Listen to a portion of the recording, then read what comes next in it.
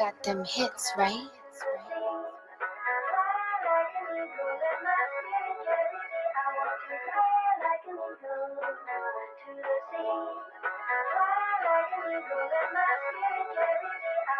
I'm fly like an eagle, I'm yelling go birds. He sniff in the end zone, I'm feeling like Hurts. Scramble out the pocket, boy, it's the first. Like Davis, we blitz and put him in the dirt. Making big plays, I'm feeling like Slade. Jump high for the rock, I feel like AJ. Break through the tackle, I'm running like Sanders. Mindset of a dog, overcome every challenge. Catch me front and center, just like I'm Kelsey. Got these haters mad, I'm handsome and healthy. Contract extension, that got me wealthy. Fly, Eagles fly, we want the trophy. NFC, yeah, the division is out. Competition go ghost, cause we got the power. In the end zone, the competition looks out. They talking, I block it like Jordan, my lotta. Number one, yeah, I'm feeling like Jalen. Just for every single person that hated. Friends switched up just to get traded. In the end zone for 6, we ain't playing. Ball like Sirianni, feel like the coach. The Quaz Watkins hit a jump to the post. 6 points, Jay kick it is good. The burst from the ball, let's get that understood. Fly, Eagles fly. They tryna sleep on the birds like lullabies. All they died at Jalen Hurts a franchise. You a real fan, put your hands high. Competition beat them by a landslide. We only talk birds, shout out Philly Mike. Lot of hard passion, this what Philly like. Staying focused, we gon' ball overtime.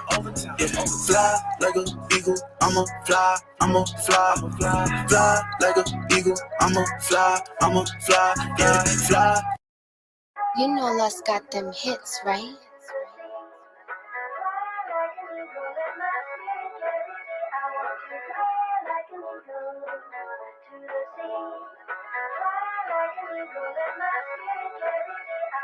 I'm fly like an eagle, I'm yelling go birds. He sniff in the end zone, I'm feeling like Hurts. Scramble out the pocket, boy, it's the first. Like Davis, we blitz and put him in the dirt. Making big plays, I'm feeling like Slade. Jump high for the rock, I feel like AJ. Break through the tackle, I'm running like Sanders. Mindset of a dog, overcome every challenge. Catch me front and center, just like I'm Kelsey. Got these haters mad, I'm handsome and healthy. Contract extension, that got me wealthy. Fly, Eagles fly, we want the trophy.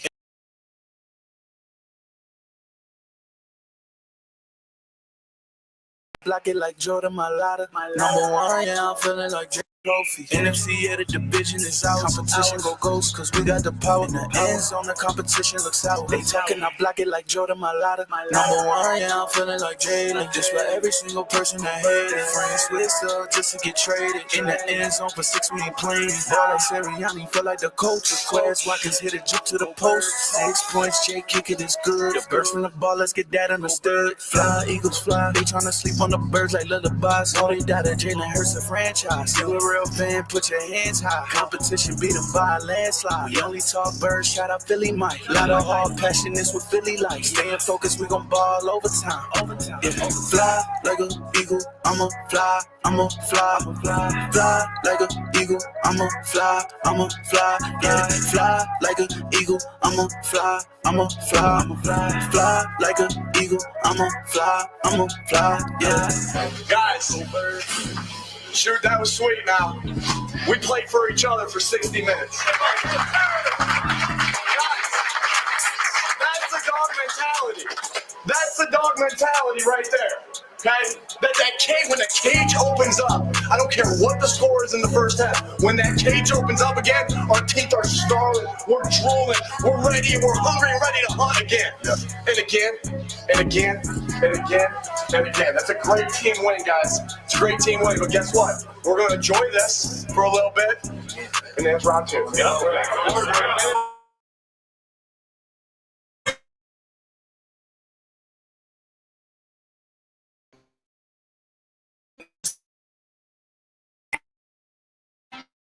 Thing. Bird gang. Eagles Nation, what up?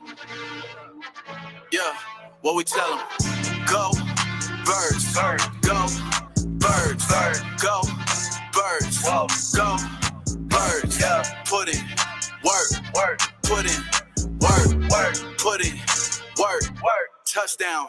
Hurts, yeah, up in the link, you know what's going down. If you touch down in Philly, Hurts, he gon' shake the defenders. Scramble out the pocket, touchdown, then hit the gritty. You know big play slate, lock him down all day. And by the way, you know that boy AJ always open and going for more than 1K. So what we lost in the Super Bowl, it's all good cause Hurts gon' take us back. It's only right that we run it back. I mean, just look at all our running backs. All the pressure, we gon' handle that. All All it did was make diamonds. All off season we was grinding. It ain't too late, it's perfect timing. Fly equals fly, working overtime. We gon' hold up that Lombardi. We don't listen to the critics. We just ball and make them feel sorry. Got a lot of heart like Rocky. We got weapons like Dawkins. We got dogs like Carter. This year it's time to go harder. Go Birds. Go Birds. Go Birds. Go Birds. Put in work. Put in work. Put in work. Touchdown. Hurts. Go Birds. Go Birds. Go Birds. Go Birds. You know Les got them hits, right? This sound like another Super Bowl. It's a Philly thing. Bird gang. Eagles Nation, what up? Yeah, what we tell them? Go Birds. Go Birds. Go Birds. Go Birds. Put in work. Put in work. Put in work. Touchdown. Hurts. Yeah, up in the link, you know what's going down. If you touch down in Philly, Hurts, he gon' shake the defenders. Scramble out the pocket, touchdown, then hit the gritty. You know big play slate, lock him down all day. And by the way, you know that boy AJ always open and going for more than 1K. So what we lost in the Super Bowl, it's all good, cause Hurts gon' take us back. It's only right that we run it back. I mean, just look at all our running backs. All the pressure, we gon' handle that. All it did was make diamonds. All off season, we was grinding. It ain't too late, it's perfect timing. Fly equals fly, working overtime. We gon' hold up that Lombardi. We don't listen to the critics. We just ball and make them feel sorry. Got a lot of heart like Rocky. We got weapons like Dawkins. We got dogs like Carter. This year it's time to go harder. Go Birds. Go Birds. Go Birds. Go Birds. Put in work. Put in work. Put in work. Touchdown. Hurts. Go Birds. Go Birds. Go Birds. Go Birds. Put in work. Put in work. Put in work. Touchdown. Hurts. Sirianni caught a shot. Jalen throwing dots. Couple seconds on the clock. AJ off the slot. Or he gon' throw it to Smitty. Nasty with the route running, he get shifty. O-line best in the league. You know Hurts going for the MVP. Cowboys, who can't be talking about Dak? That's Mr. INT. How many stars on this team? But this ain't Dallas, boy, we bleed green. Fight, Eagles, fight. We gon' hit them low, hit them high. Watch our Eagles fly. Saying we ain't the best in the NFC. Stop telling lies. Whole city like, go Birds. Go Birds. Go Birds. Go Birds. Put in work. Put in work. Put in work. Touchdown. Hurts. Go Birds. Go Birds. Go Birds. Go Birds. Put in work. Put in work. Put in work. Touchdown. Hurts. Go Birds. Touchdown. Hurts. Yeah. It's a Philly thing.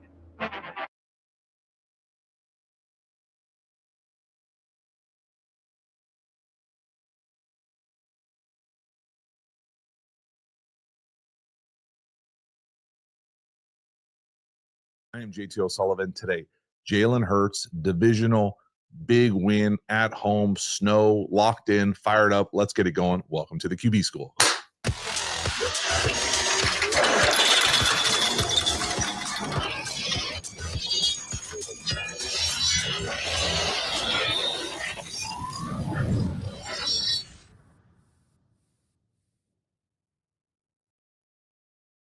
Before we dive into the video, a quick reminder about the Quarterback School Patreon community. This group is the foundation, the bedrock of the channel. Not only is it a great, inexpensive way to support the channel, but you get even more Quarterback School content. So hop over there, join, become a member. The link is in the video description. I appreciate your support. As for this video, let's get into it. Jalen Hurts, the Eagles.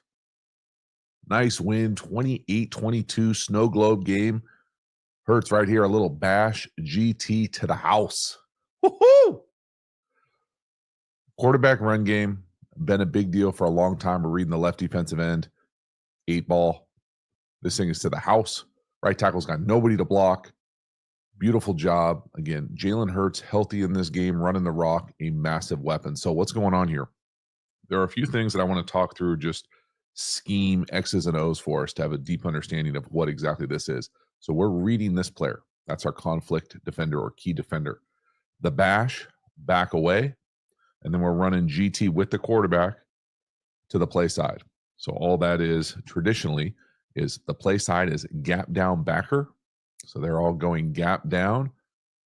This is where it's unique. Is it to the backside backer or to the near backer? It really doesn't matter. It's right here. It's going to be these three, the center, right guard, right tackle, or these three right here. Because we're getting backside pressure here, there's going to be a thing we're going to talk about on the backside. You got to make a choice. Well, they make what I prefer as the choice to leave that backside. And then we end up getting the play side gap kick, which ends up turning into a log. We'll talk about that. And then the backside wrap from the tackle. And you could essentially give it to him for a 20-yard gain. There's no one for him to block, but he ends up getting in the way of the safety. And so because there's no one for him to wrap to on that play side linebacker right here, he is what makes this thing go to the house. So it's the decision, in my opinion, on this backside that leads to this thing going to the house. Okay, but at the end of the day, Jalen Hurts running the rock, a weapon, the quarterback run game, obviously complementary to what they got going with Saquon. But these are backbreaking plays. And you simply cannot, in my opinion, defend a good quarterback run game and not be in zero. So as soon as you see middle of the field closed, there's a post safety, quarterback run game, we have the numbers. It's even more open when he's going to work to the opposite side and you have no linebacker to fit this GT to the play side. So the decision for me here is the center. And then this is going to be getting into the weeds. So I apologize if this is not your jam. If you're just here for the quarterback play, we'll get to it. Okay, but this is all tethered together in my opinion. So bash GT, we're reading right here. Here comes the bash. If he can tackle him, meaning if he can tackle him, we're going to pull it and run it. If he hard charges this thing, you just hand it to Saquon and we're out on the edge for punt return left. Now the real decisions. So there's a conflict defender. The play side here. I think of this traditionally as gap down backer. Now, this is where you have to make a choice in how you teach this. Are we talking about the near backer or the backside backer when we say gap down backer? I like to think of gap down backside backer.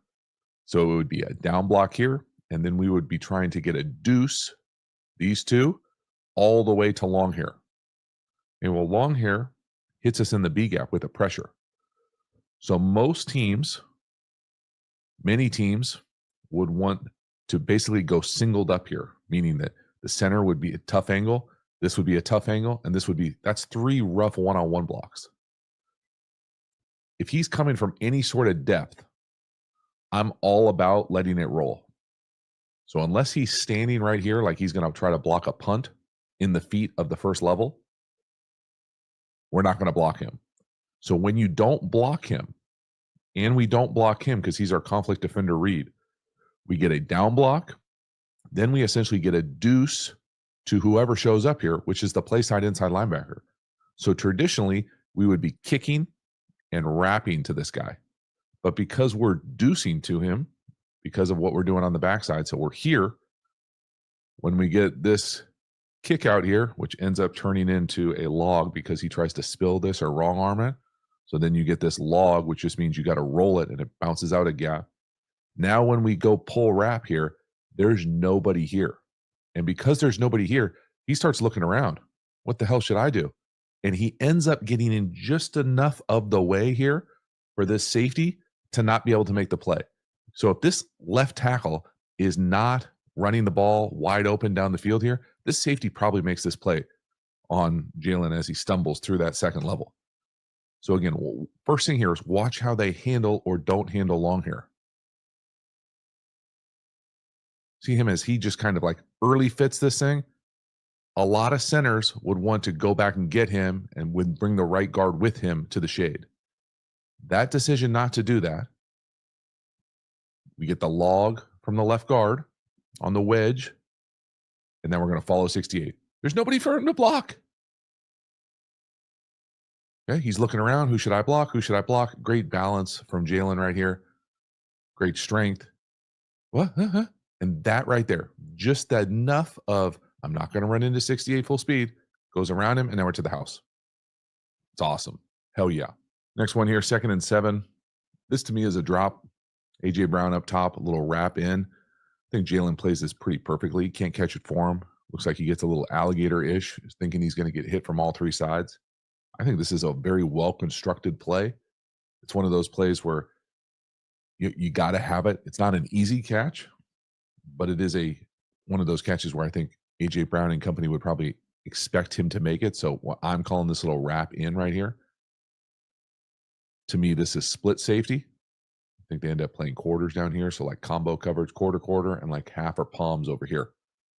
And really, the part that I love about it is once you get the number 3 going this way, so the 3rd eligible over here, it's going to traditionally pull this middle of the 3 inside linebacker types. Here are the 3 backers.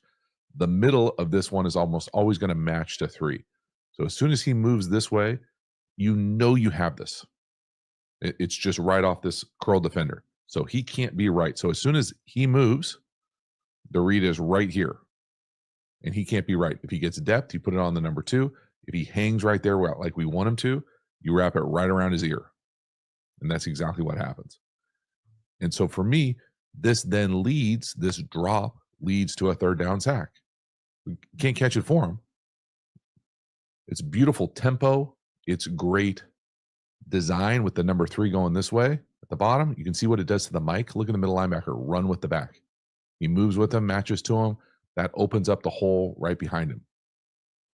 And again, I'm not saying it's an easy catch because it's not, but it's one of those catches you got to make. Great rhythm. Look at his base.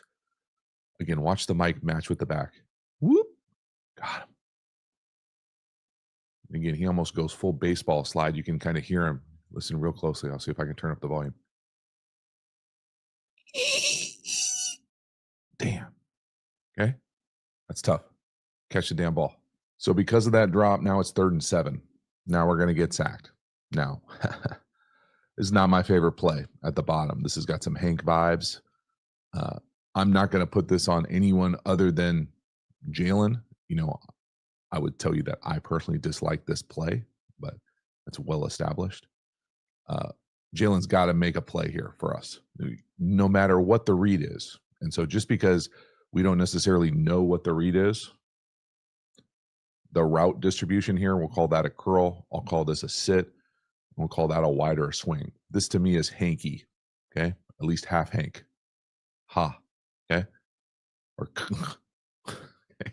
Up top, we're going to go lion, dart, slant, double slant. Are you ready for a new kind of workout? Experience the pinnacle of immersive cardio technology for a... You know, I really, really dislike Hank. I dislike Lion into Hank because you're essentially running into each other. You're creating like a traffic jam here in the middle of the field. Now, that being said, I don't know how they're asking him to read this. I don't pretend to. I wouldn't know how to teach it, so I'm not going to sit here and pretend to tell you how to read it. I will tell you that if you work this side, so let's pretend we're working this side down here to the bottom. This looks open. And now let's pretend like we're working up top. This looks open. So I don't know what the answer is. I can tell you that there are answers on both sides. It's 3rd medium. The ball's got to come out. If we don't know what the answer is, we can't call this play. Now, I will say, when we go in motion right here with the fast 3 and nobody moves, to me, that means zone. Okay. Middle field closed, zone. I like double slant. I like the outside. I like the curl.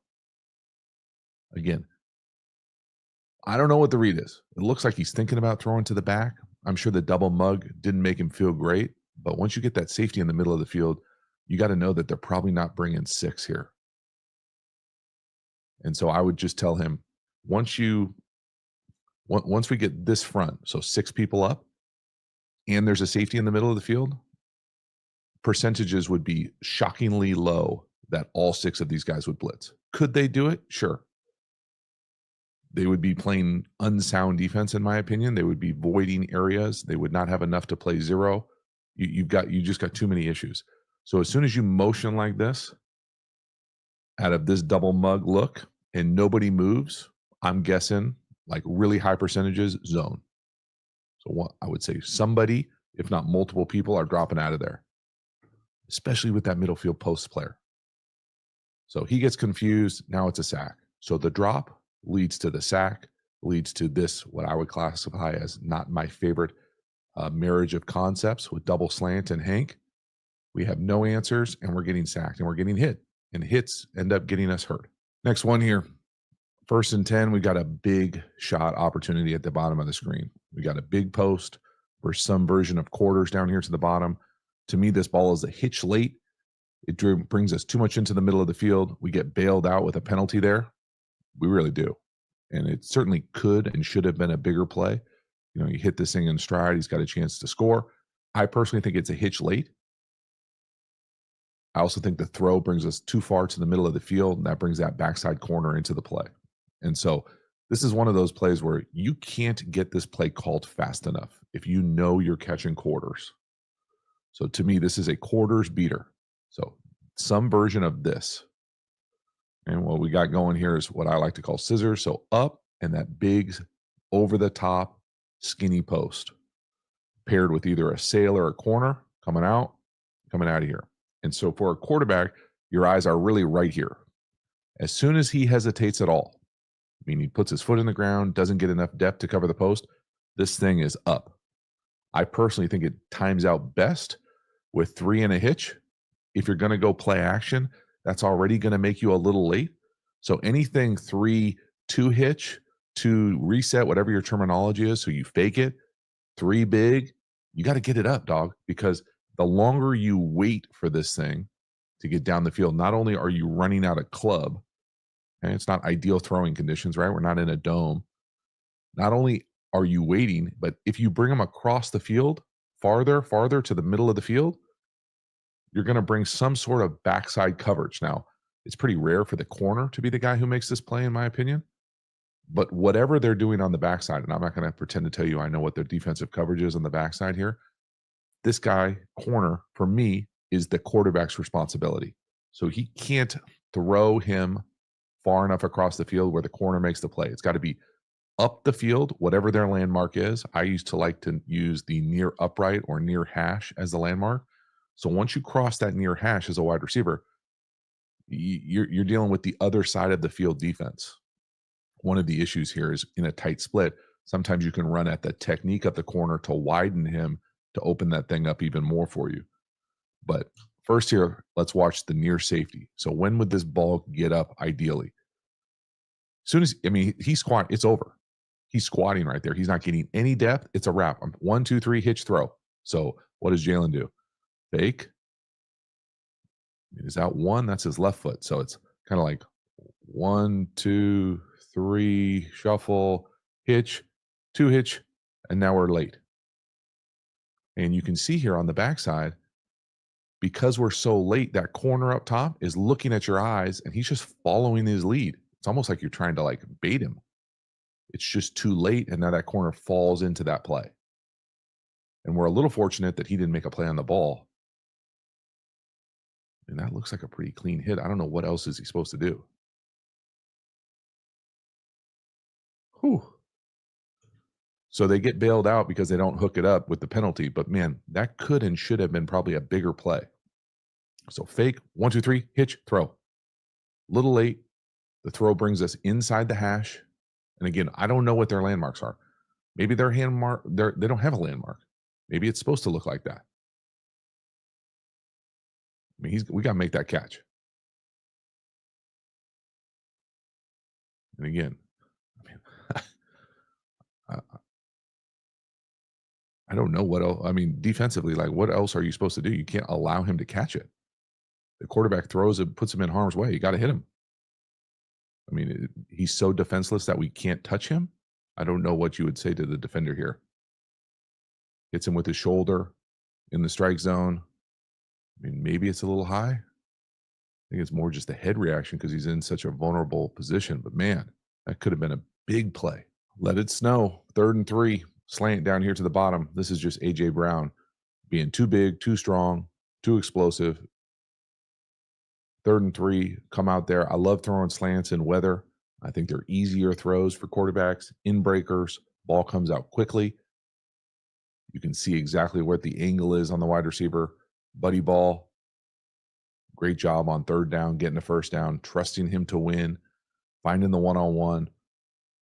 Again, there's just a lot to like here. How calm Hurts looks here. Catch 1, ball out. And again, verse press, you want to let him win a little bit. I think some guys can kind of hurry this at quarterback.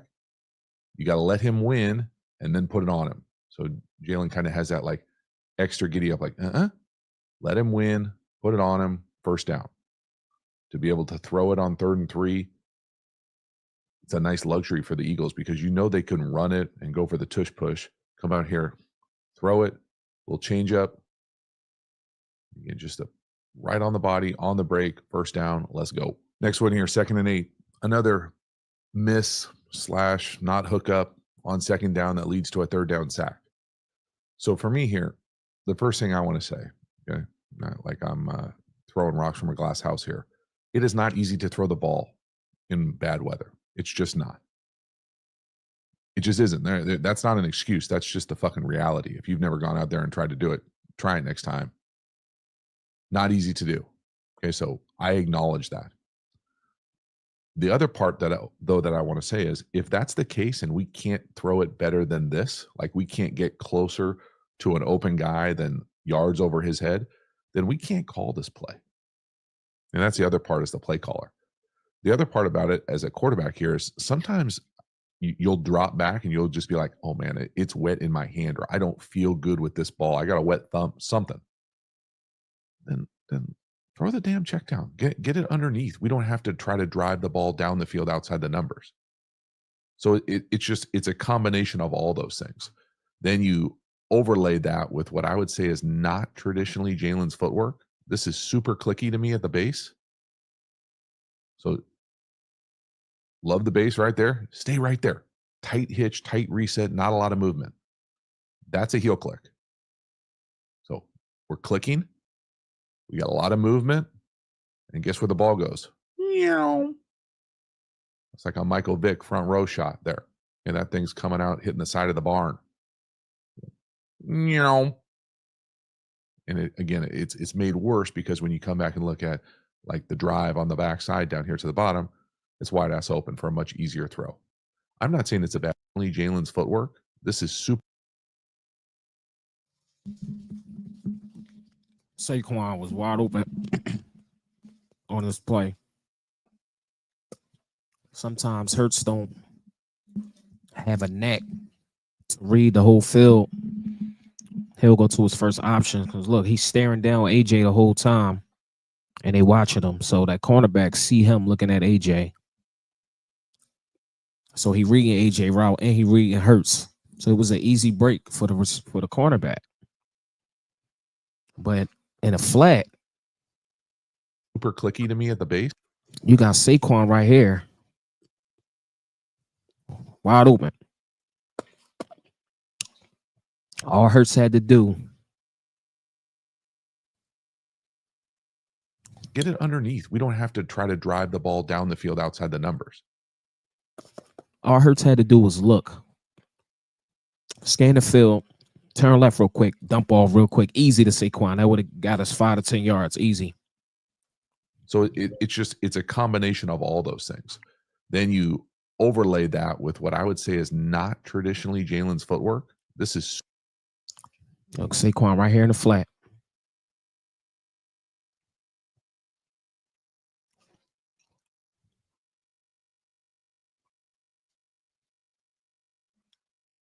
Super clicky to me at the base. So love the base right there. Stay right there. Tight hitch, tight reset, not a lot of movement. That's a heel click. So we're clicking. We got a lot of movement. And guess where the ball goes? Meow. It's like a Michael Vick front row shot there. And that thing's coming out, hitting the side of the barn. Easy. Meow. Look at this. Saquon on a linebacker on Saquon. No. And you had Dotson too. You had Dotson going up the middle. Overlay that with what I would say is not traditional. We gotta start using Dotson, man. We gotta start using Dotson. Dotson be open. We just don't throw him the ball. Like only Jalen's footwork. Dotson right here. This is super clicky. No, the linebacker on him at first. Jalen in the pocket. To me at the base. Look at this. Boom. Right here. These niggas is covered. Dotson would have caught the ball right here. Ran right here. Ran up. He would at least got to the 18, 15-yard line. Easily. But Hurts looking at staring down AJ. AJ not even open. And he overthrew him. So overthrew him. Love the base right there. Stay right there. Tight hitch, tight reset. So Hurts got to get better with his reads, and especially he ain't gonna be that mobile this week. I hope he be, but his knee, he messed his knee up, so he ain't gonna be able to be mobile. So he got to read all his receivers. You got to read his receivers. You got to start throwing the ball to Dotson. You got to start using AJ in the passing game. Dump that shit off in the flat. Said not a lot of movement. That's a heel click. So we're clicking. He still got the ball in his hands. Dotson would have beat this guy. This is a linebacker. That's a mismatch. This is a mismatch right here. It's a mismatch right here. Then you got Saquon right here. This guy waiting for him now, but Saquon would have juked him out his cleats easily. We got a lot of movement, and guess where the ball goes? Meow. It's like a Michael Vick front row shot there, and that thing's coming out, hitting the side of the barn. Meow. And it's made worse because when you come back and look at like the drive on the backside down here to the bottom, it's wide ass open for a much easier throw. I'm not saying it's a bad read. It's not a bad read. 1-on-1 with 11. I like it. He's open. We just miss him. Our feet aren't there. The weather's not there. It's a tough throw. It's second and medium, second and longish. We don't hook it up again, and that leads to a third down where we have more issues. So now it's 3rd and 8, and we got issues. It looks like we're staring at A.J. Brown up top. A speed out versus press coverage. Not my favorite. We end up getting the right guard picked here. Oftentimes with these ricochet stunts, the guy who does the picking gets like that speed boost to the quarterback. So watch the right guard. Bam! And now we're in deep stuff. So a few things here. First of all, a speed out versus press to me is not my favorite. Verse killed us, especially on this play. He got forced in to Becton. And he knocked Becton on his ass, and he beat Lane with speed. Favorite. It just isn't. Now, I understand you don't always want to come back here and throw fade goes. Okay, 3rd and 8. So this play was on Becton right here. You know, to me, this is a premium look for just about anything you want down the field. Maybe they love it. I would say this play is even worse now that it's in snow, to be able to think you're going to get that kind of cut versus press. But let's just this would have been a perfect joint. We got protection, and AJ beat the press coverage, did a double move, and then went straight out. Boom. He would have beat him. Let's pretend that we know exactly what the read is. Okay, and this is 1. If that's 1 and we like this matchup, okay, we can roll with that. Then 2 to me has to be the check down. It has to be 1 to 2. It can't be 1 to 2 to something else. So if that's the case and we don't like this, I don't like that, then get the ball right here. Boom. That's on Jalen. Boom. Get it to him. Get it out of your hand. Now, again, some version of spot down here to the bottom, not my favorite. But to me here, acknowledging the fact that I don't like the ask to be able to run a speed out versus press like that, especially right at the sticks. If you're going to play that up top, Jalen, get it to the check down. Boom, he's right in your lap. There is nothing to come back to down here. Right? The spot doesn't give you like a delay. You know, maybe, I'll say this, if we're going to run speed out here and we're going to run traditional, I'll call it spot down here to the bottom. Who knows what they call it? Okay, some version of that's a flat. If this is more of like a jerk, meaning he can set it, and then if he doesn't get it, he can work back across, then maybe that could be 1 to 2. But he doesn't do that. He's like a statue here. So to me here, the ball has to get to the check down. And again, we don't have to be in the room to know the timing of this thing to say, hey, if you're going to sit on that out, there's nothing to come back to down here. So if they're asking him to come back across the field here and then go back to the check down, it just doesn't make sense to me. To me here, the speed. And Jalen took this sack. He got a knack for taking sacks. So he could have just dumped it off to Gainwell. So he's going to have to clean this up because we can't do this against Washington, even though I think the Rams D-line is better than Washington's. They got an animal. This animal right here, Verse. He destroyed us this game. He had like two or three sacks on us by himself. Beat out is there. It's not there. The check down's right in the lane. Throw it. Instead, we take a sack. Now we're out of field goal range. Now we're punting.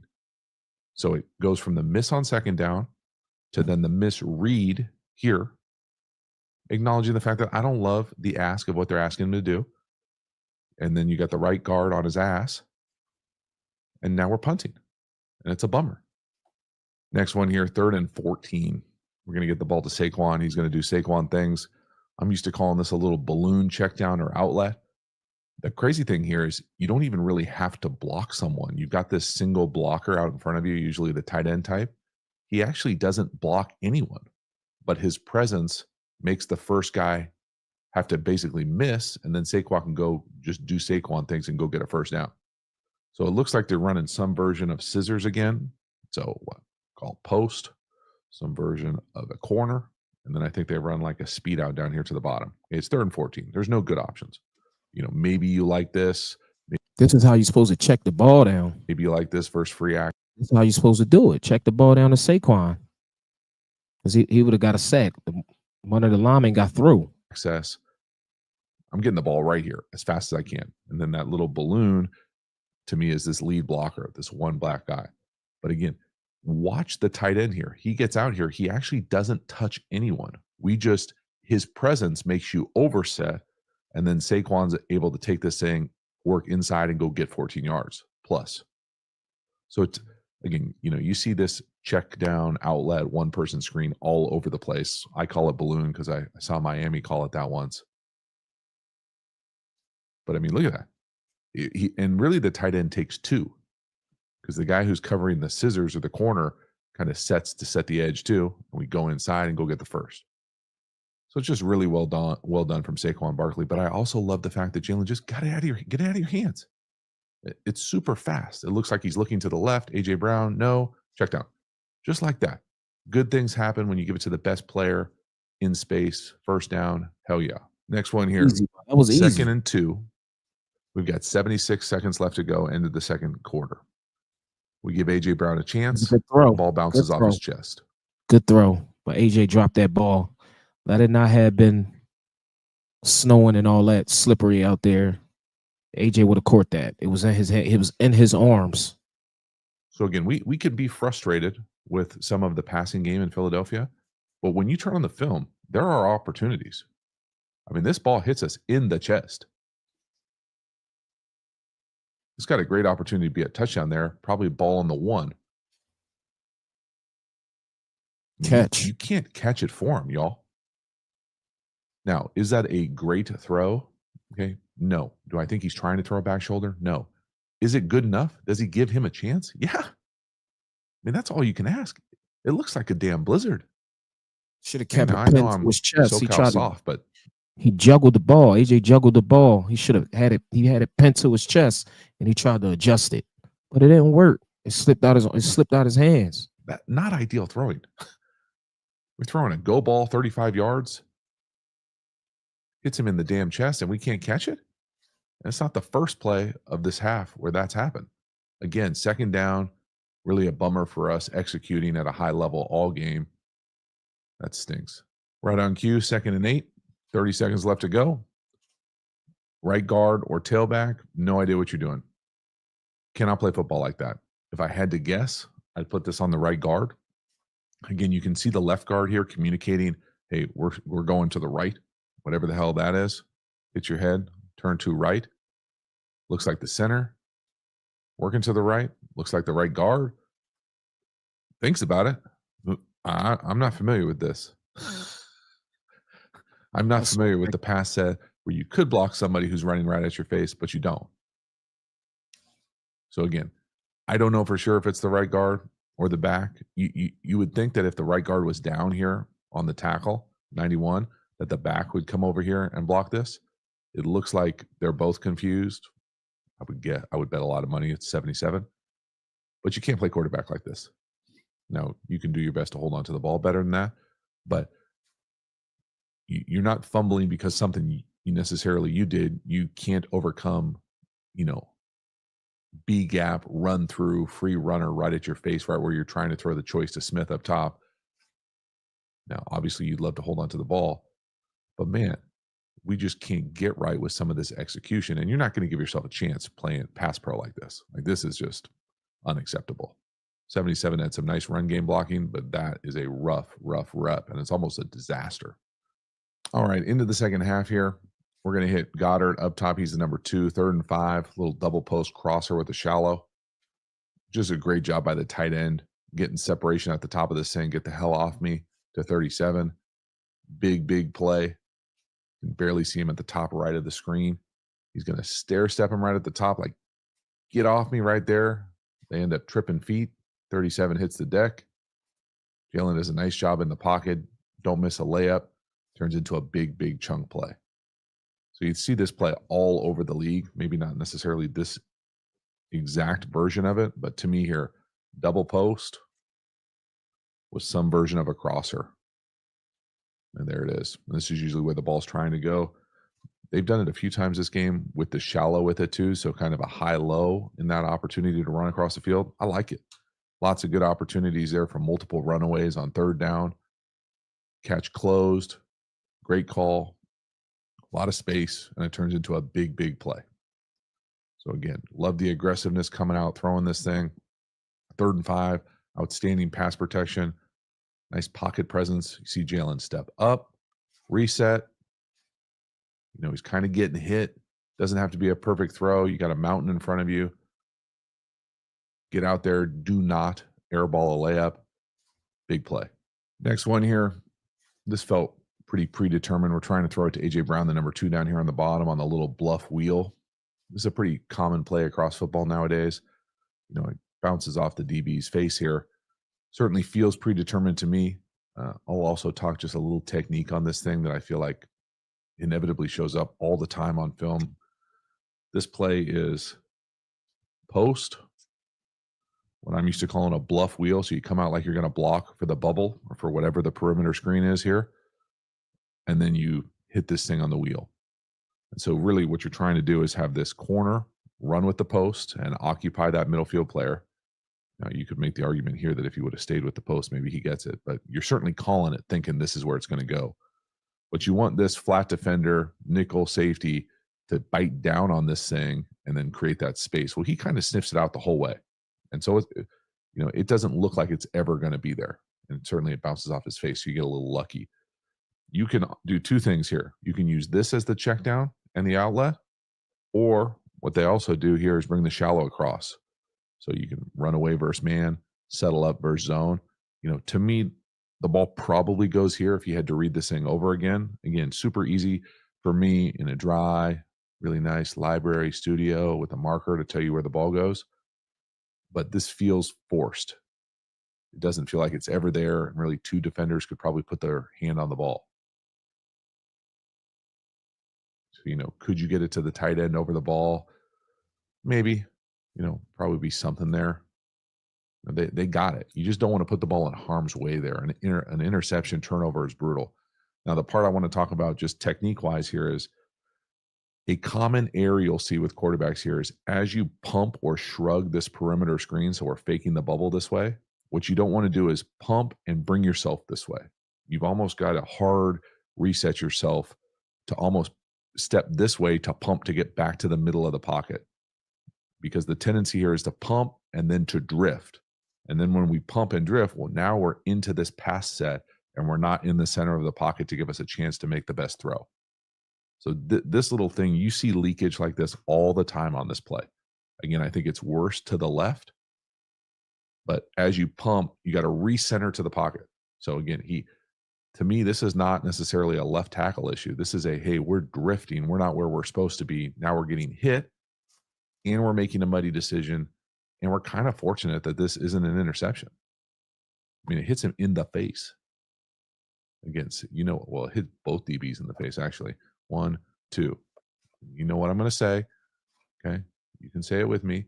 If they could catch, they'd be playing offense. Okay. Dang. So this next one is real tough. All right. It's 2nd and 15.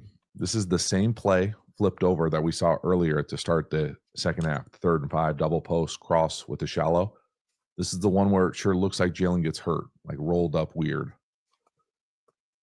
Okay, now, it's obviously a bummer when someone gets hurt. You never want to see it. But I think it's worse when you look at the structure of the play and it looks like there's something there. And we just repped the damn play. Like we just hit it. So again, inside post, outside post. We just hit Goddard on this big crosser. Remember, he came up, gave him It's the play he got hurt. He took another sack. something. They tangled feet and he came wide open across here. And I said, oh, it's paired with the shallow. Look at this guy blitzing right here. So that means there's somebody going to be open. He got to come all the way up here to defend him. Oh, I like that. Okay. This is there again. This is there again. Again, it's unfortunate that he gets hurt, but why this ball isn't getting thrown, I can't answer. I can't. Got to get rid of that ball. Hurts be holding the ball does too it long. Happen quickly? Probably not. 1, 2, 3, 4, 5. Hitch. Again, step up, throw. Now maybe you could say, all right, Dotson, wide open. Center. Look, Dotson open right there. All you gotta do, Dotson gotta Hurts read the blitz. Hurts gotta read the blitz. Give him a hot read to stop so he can catch the ball, and boom, he gone. He gonna get some yards out of that. We ain't taking no sack. And Hurts wouldn't have got hurt this play. We would have been cool. He would have been good. Taking an L here, left guard, center. And he got Smitty wide open right here. Smitty wide open. All you got to do is check that down to Smitty. Running across your face. How you not see that? Center, not giving us the greatest pass protection. But I really think Jalen could hang in there, step up, and throw. Instead, he steps up. And Now trying he's to run. gone. Trying to do too much. And now we're getting rolled up.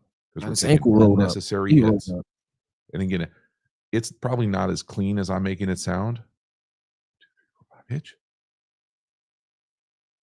So could he throw it at the back of his drop right there to Goddard, to the 81? It's not Goddard, but 81 right there. Probably not. That's probably illegal contact on the field too on 81 right there. Could he get it down to Smith on the drive? Maybe.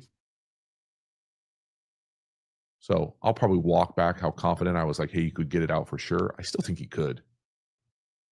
I don't think it's as good of a play without Goddard in there.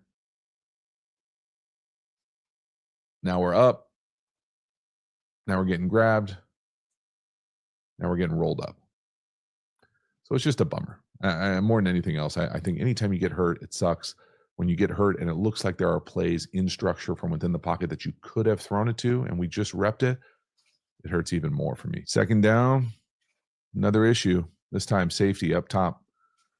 You know, this one for me is kind of hard to put much on Jalen just because I really feel like you don't have a chance here because everything is so far down the field developing, if you're going to call this slow developing deep routes, that you're going to really need to be able to take a hitch and throw it. And I mean, he really can't even take one hitch and throw it.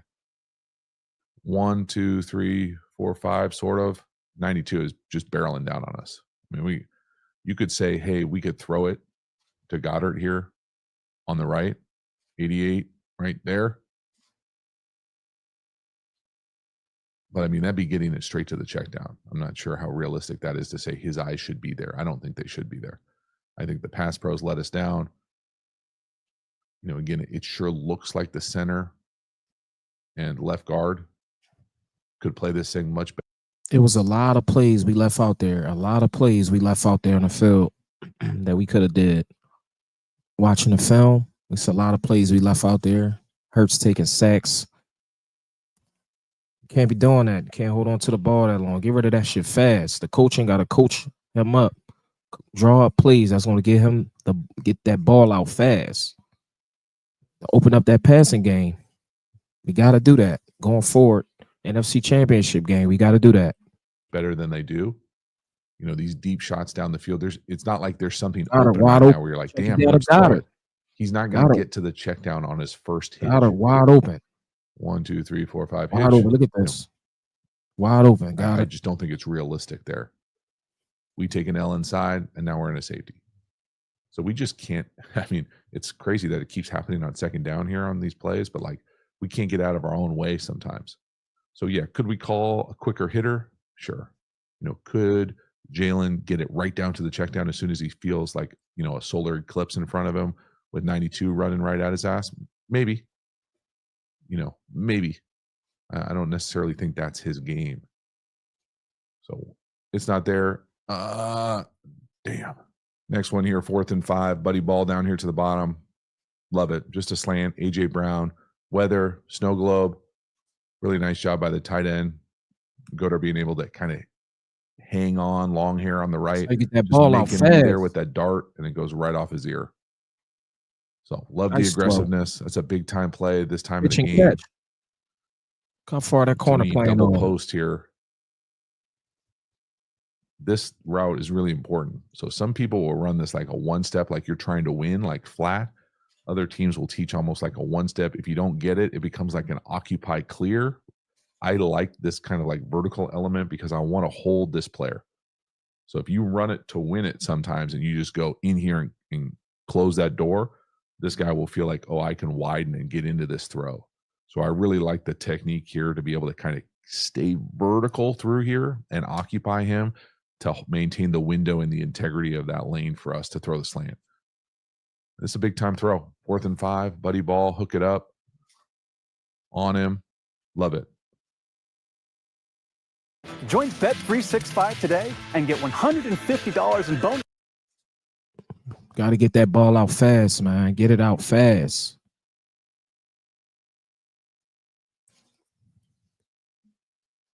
So many checkdowns Hurts could have went to, but he didn't do it.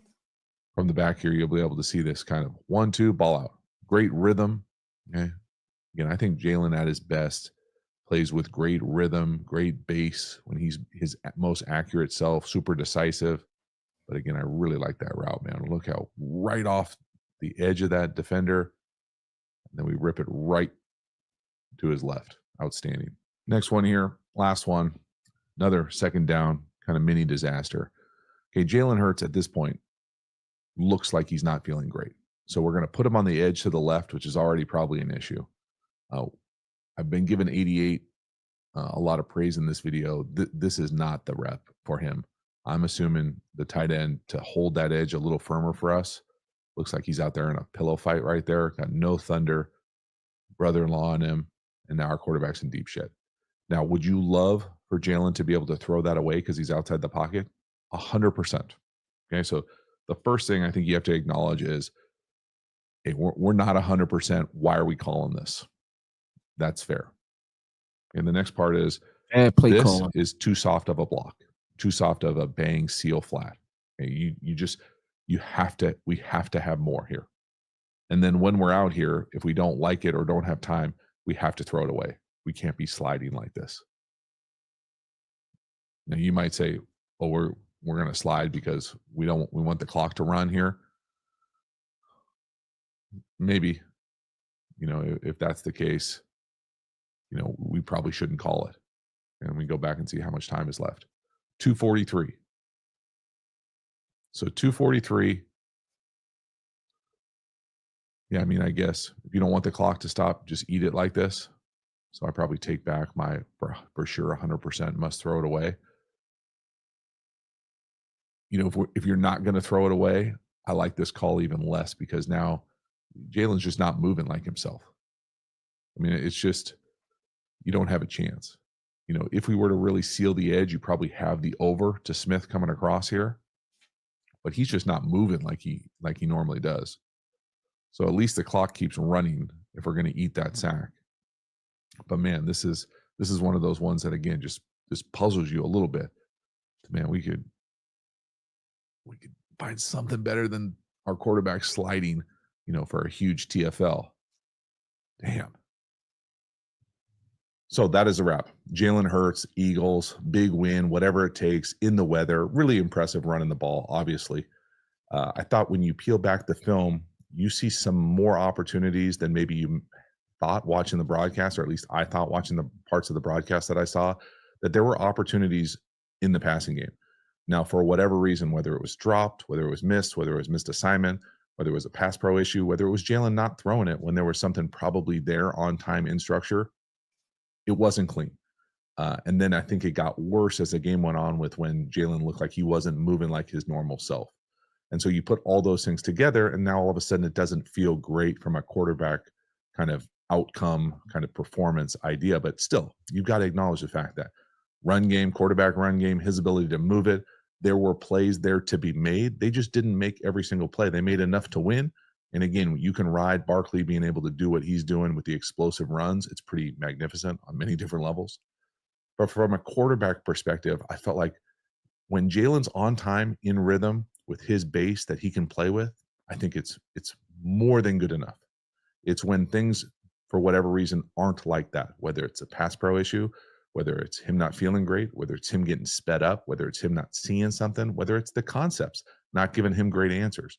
Occasionally, he will look like he doesn't know where it's supposed to go. And when he's not decisive and he's not in rhythm, now things get real muddy real fast. And so trying to stay out of that water will be what I will look for as they navigate the next round. Regardless, fun game to watch. Hopefully you enjoy a little run snippet here at the end. Overall, though, man, the Eagles are a lot to handle offensively. They've just got a lot of weapons. They've got a lot of ways to beat you. Even when they're not at their best, they're still pretty damn good. So thank you so much for hanging to the end. I will see you next time. Have a good one. When we not at our best, we still good. And we ain't put together a crazy offensive game yet where everybody is just dominating the field. AJ, Smitty, Goddard, and Saquon. We ain't put together a full game yet. Hopefully this Sunday coming up, we could put together a full offensive game, and we play some defense, some tough defense like we've been playing, because our defense been holding it down. Our defense been winning us games. I'm not gonna lie. Fucking love the defense, man.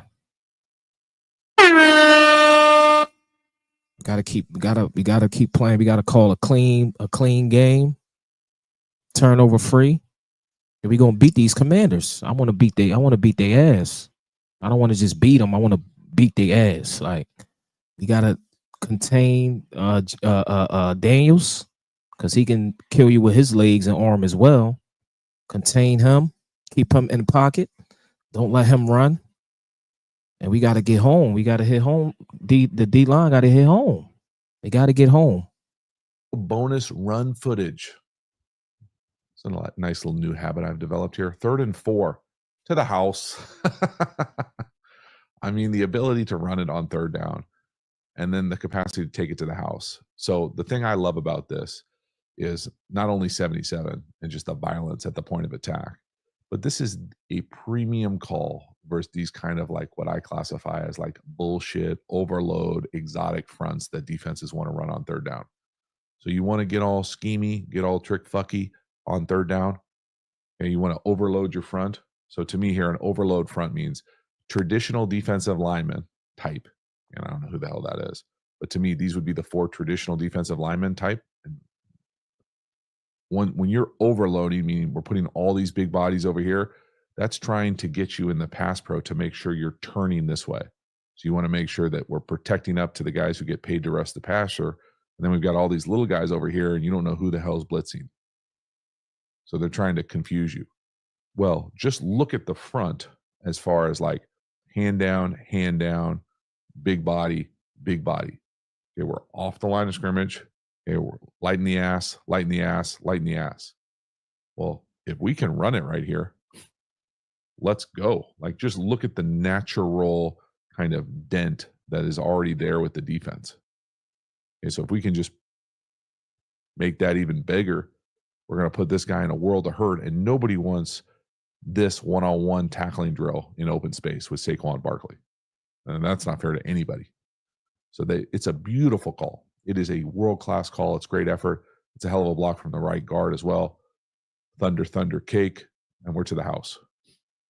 So better keep your, crazy exotic fronts on the call sheet. That's just too easy. And that thing is made to order. I love the block from 77. Pass blocking? Yeah. Run blocking? Thunder. Get out of here. And then 2-6 is to the house. Woo! Third down offense. Let's go. Next one here, another backbreaker. This is just Saquon doing Saquon things. I mean, the Eagles don't even come close to blocking this probably how they want to. And this thing is to the house. Now, it's a great block on the perimeter by the wide receiver. This is wild, though. I don't think I've ever seen somebody hit themselves in the head twice as they walk into the end zone. A little split flow action here. I would tell you that the play side backer, so right here and right here, are not blocked correctly. So let's just pretend how this thing is supposed to sort itself out. We're getting this split flow action, so he's coming all the way across on that slice block. Then let's sort this thing out. Okay, so they would probably be pushing this thing for me. So you'd be way out here, one-on-one. And then what are you going to do here? You're going to go these two all the way to here. You're going to go these two for here. One of these guys, they've got more dudes than we've got. So one of these two is going to be unblocked. In reality, both are unblocked because 77 can't get up to either.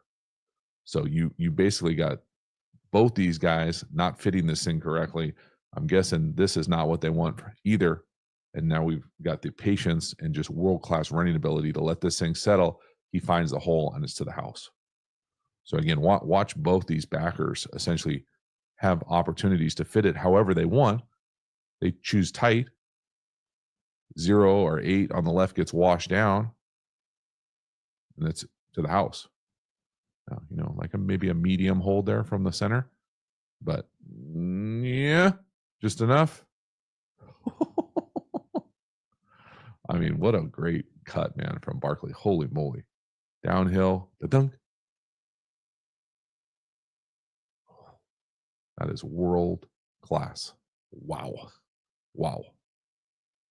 Everybody be asking me, man, does the Bluetooth actually work? Bro, you get a month for.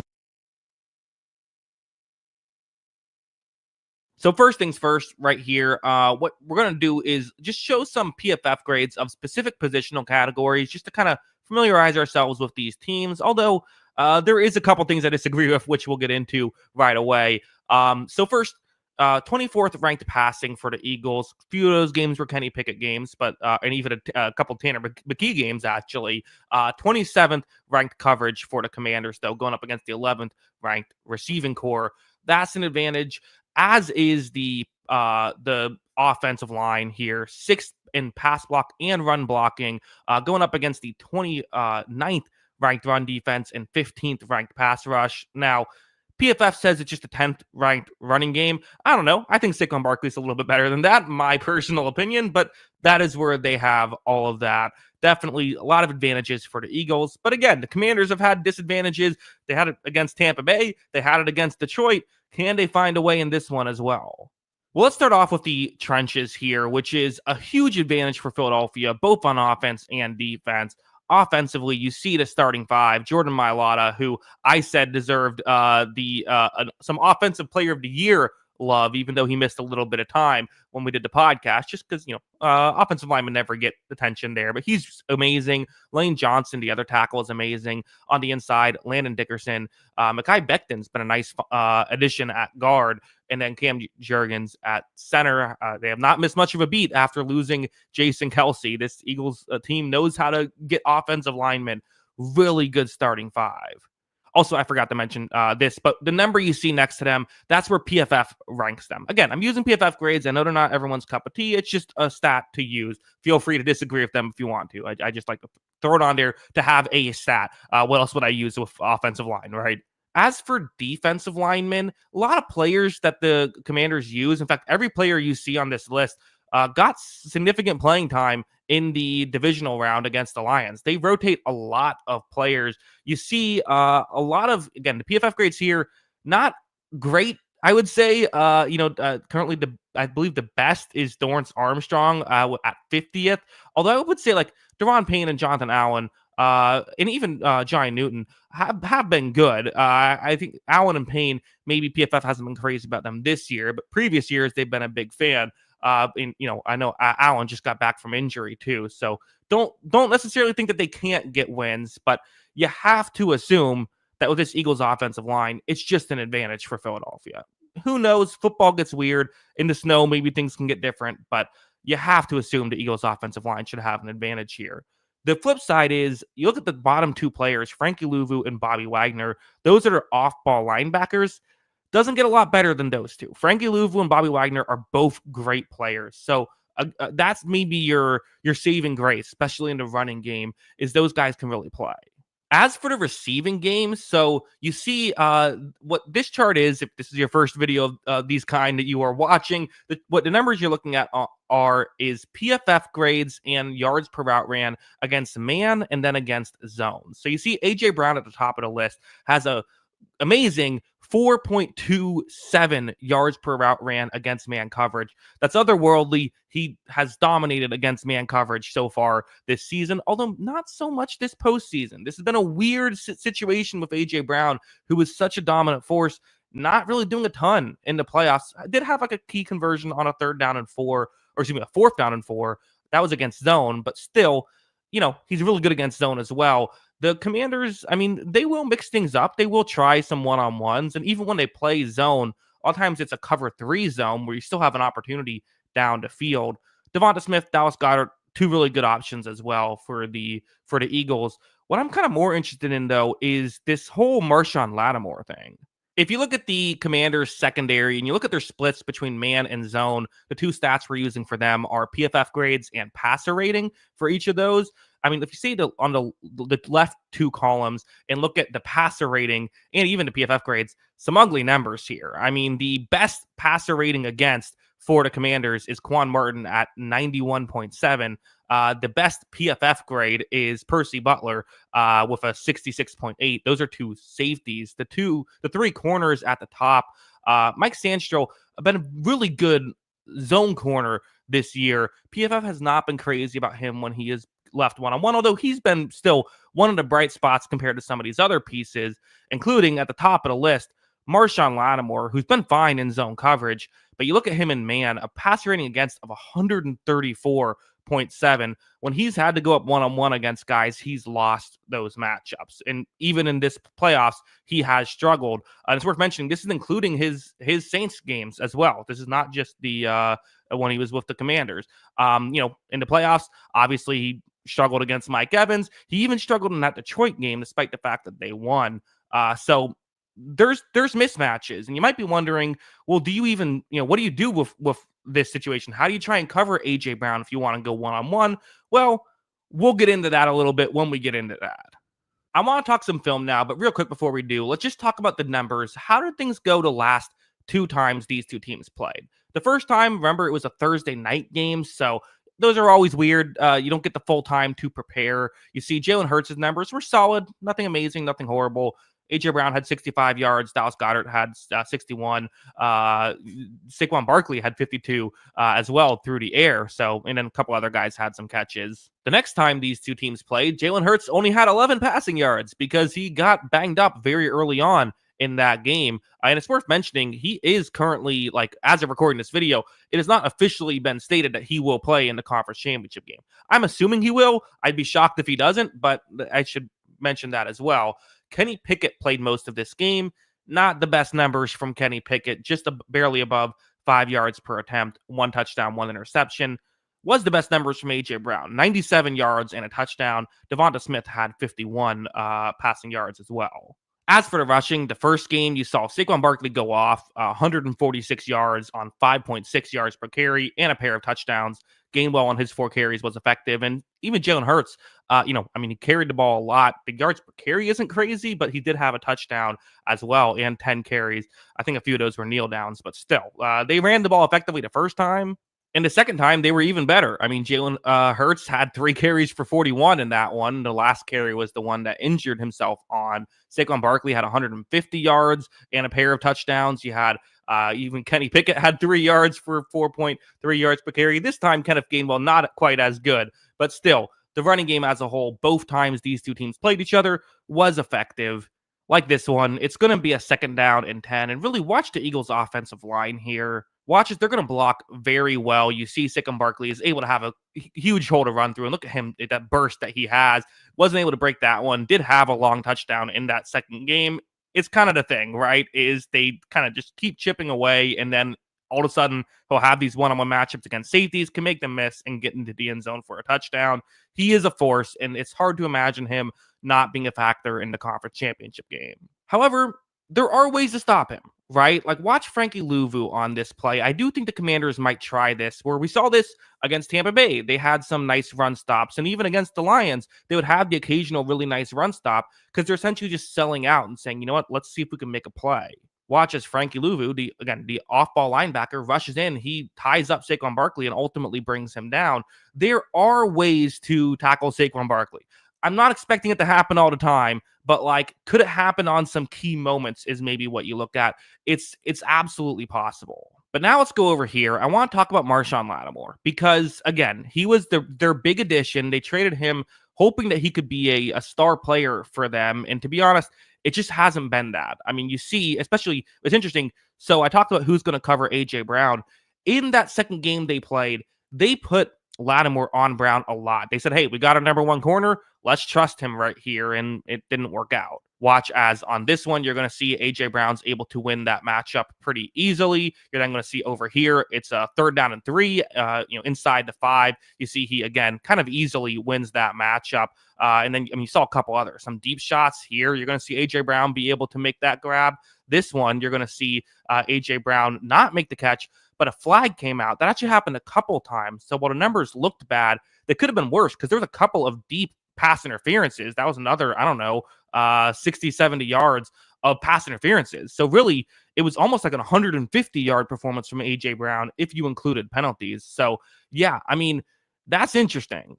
Now, at the end of the game, we actually saw some reps with Benjamin St-Juste on A.J. Brown, not because they made an adjustment, but because Marshawn Lattimore got injured. And listen, I don't know if Benjamin St-Juste is the guy you want on A.J. Brown either. Although at first, St-Juste is going to do an okay job at hanging with A.J. Brown. You see, Brown makes the grab, but again, it's 4th down and 7. So all you have to do is run up, make this tackle, and you're good. But again, it's A.J. Brown. Watch him make a move. He's able to get open. And this is just the thing about the Eagles and why the Eagles at their best are such a good offense, not just such a good defense, is you have Saquon Barkley who can consistently break off these runs. So you want to only have one safety deep. But if you only have one safety deep, that means that you're going to get one-on-one matchups with A.J. Brown consistently. And if you get those one-on-one matchups, maybe you can try Sandstrel, who's usually more of a corner, or a slot corner. I don't know. That's an option, I suppose. But I don't love that option either. To be honest, they can't really. A.J. Brown he might have to show up in this game. I know he didn't have to show up either of the past 2 games, and I thought he would have. But like this one feels like if they lose this game, like it'll be because A.J. Brown doesn't show up. If the Eagles lose this game, it's because A.J. Brown doesn't show up. Maybe you could even get crazy if you're the Commanders on specific plays and say, you know what, we're gonna essentially play no safeties, double A.J. Brown, and still try and stop the run. I don't know if I love that strategy because then Devonta Smith could get open down the field. So it's basically someone's going to have to step up for the Commanders, I think, on the outside. One more play I want to talk about, which is zone coverage. So this is a quarters coverage play. This is what I think the Commanders should probably try and do. Now, when you do this, usually you can still give up one-on-one matchups on the outside. A couple of those plays with A.J. Brown down the field were single safety deep zone coverage plays. And again, you're playing 2 safeties deep. Saquon can run all over you. That's just a factor. But what's going to happen here is A.J. Brown's trying to get into a gap in coverage. as you see, Kenny Pickett's just going to try and fire it through. Frankie Louvu makes the interception.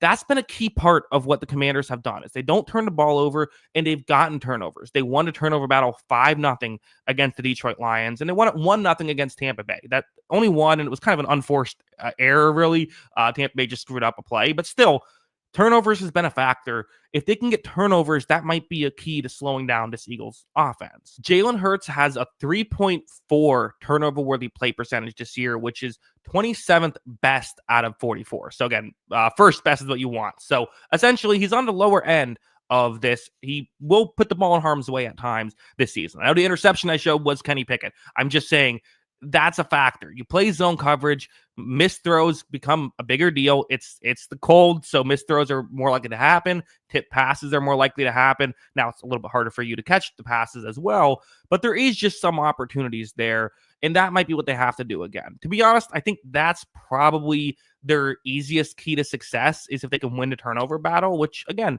they've done a great job of protecting the football. So maybe just getting one turnover is all they need to win the turnover battle. That's what happened against Tampa Bay. So final predictions time. The Eagles' offensive points per drive on the year is 2.72. The Washington defensive points per drive on the year is 2.28.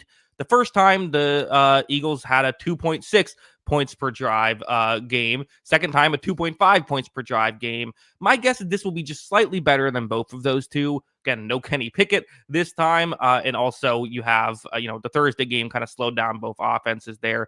I think they'll be a little better. Even the 2.7, you could talk me into a higher number, but I still feel like there are some ways for the Commanders to take advantage. And again, the A.J. Brown thing is just a question, in my opinion. What are we going to see? Because he has been a little bit wonky so far. But honestly, even Devonta Smith should be able to step into that number 2 and be able to make some plays as well. I like Sandstro, but he's really kind of the only corner that the Commanders have. So my final prediction, I have a close game, but I am leaning Philadelphia here to win at 27-25. I think that the Jaden Daniels thing has to scare you if you're an Eagles fan, but there are just so many other areas where the Eagles have advantages. They have advantages on their defensive line, on their offensive line, so they should win the trenches in both sides. I think they have an advantage on the outside offensively, and even defensively, I think it's a battle between their corners and the Commanders receivers who have played well this year. I really think it just comes down to... At least your team, Jacqueline, doesn't have to watch your two rivals go head-to-head in the championship game to get to the Super Bowl. Shout out to the NFC East, man. It is an all-NFC East showdown between the Commanders and the Eagles for a shot at the Super Bowl. I'm not salty or anything. You're not salty or anything. Not We're at just all. here talking to our friends about Conference Championship weekend. Gentlemen, we've got Pete Prisco and Lige Douzable with us. It's continuing our bold prediction conversation, but we're switching over to the NFC side. Pete, we're starting with you again. We are targeting Saquon Barkley here, who had a great game last week. I keep saying it. I will never forgive the Giants for allowing him to go to the Eagles because he just keeps running over everyone. But you're kind of on the opposite side here when it comes to Saquon in this game. And this is being bold, really very bold. because the Commanders haven't stopped the run all year long. But there's a reason I'm saying this. Okay. Jalen Hurts is banged up. Yeah. And if Jalen Hurts can't run the way he normally runs, you defend that offense differently.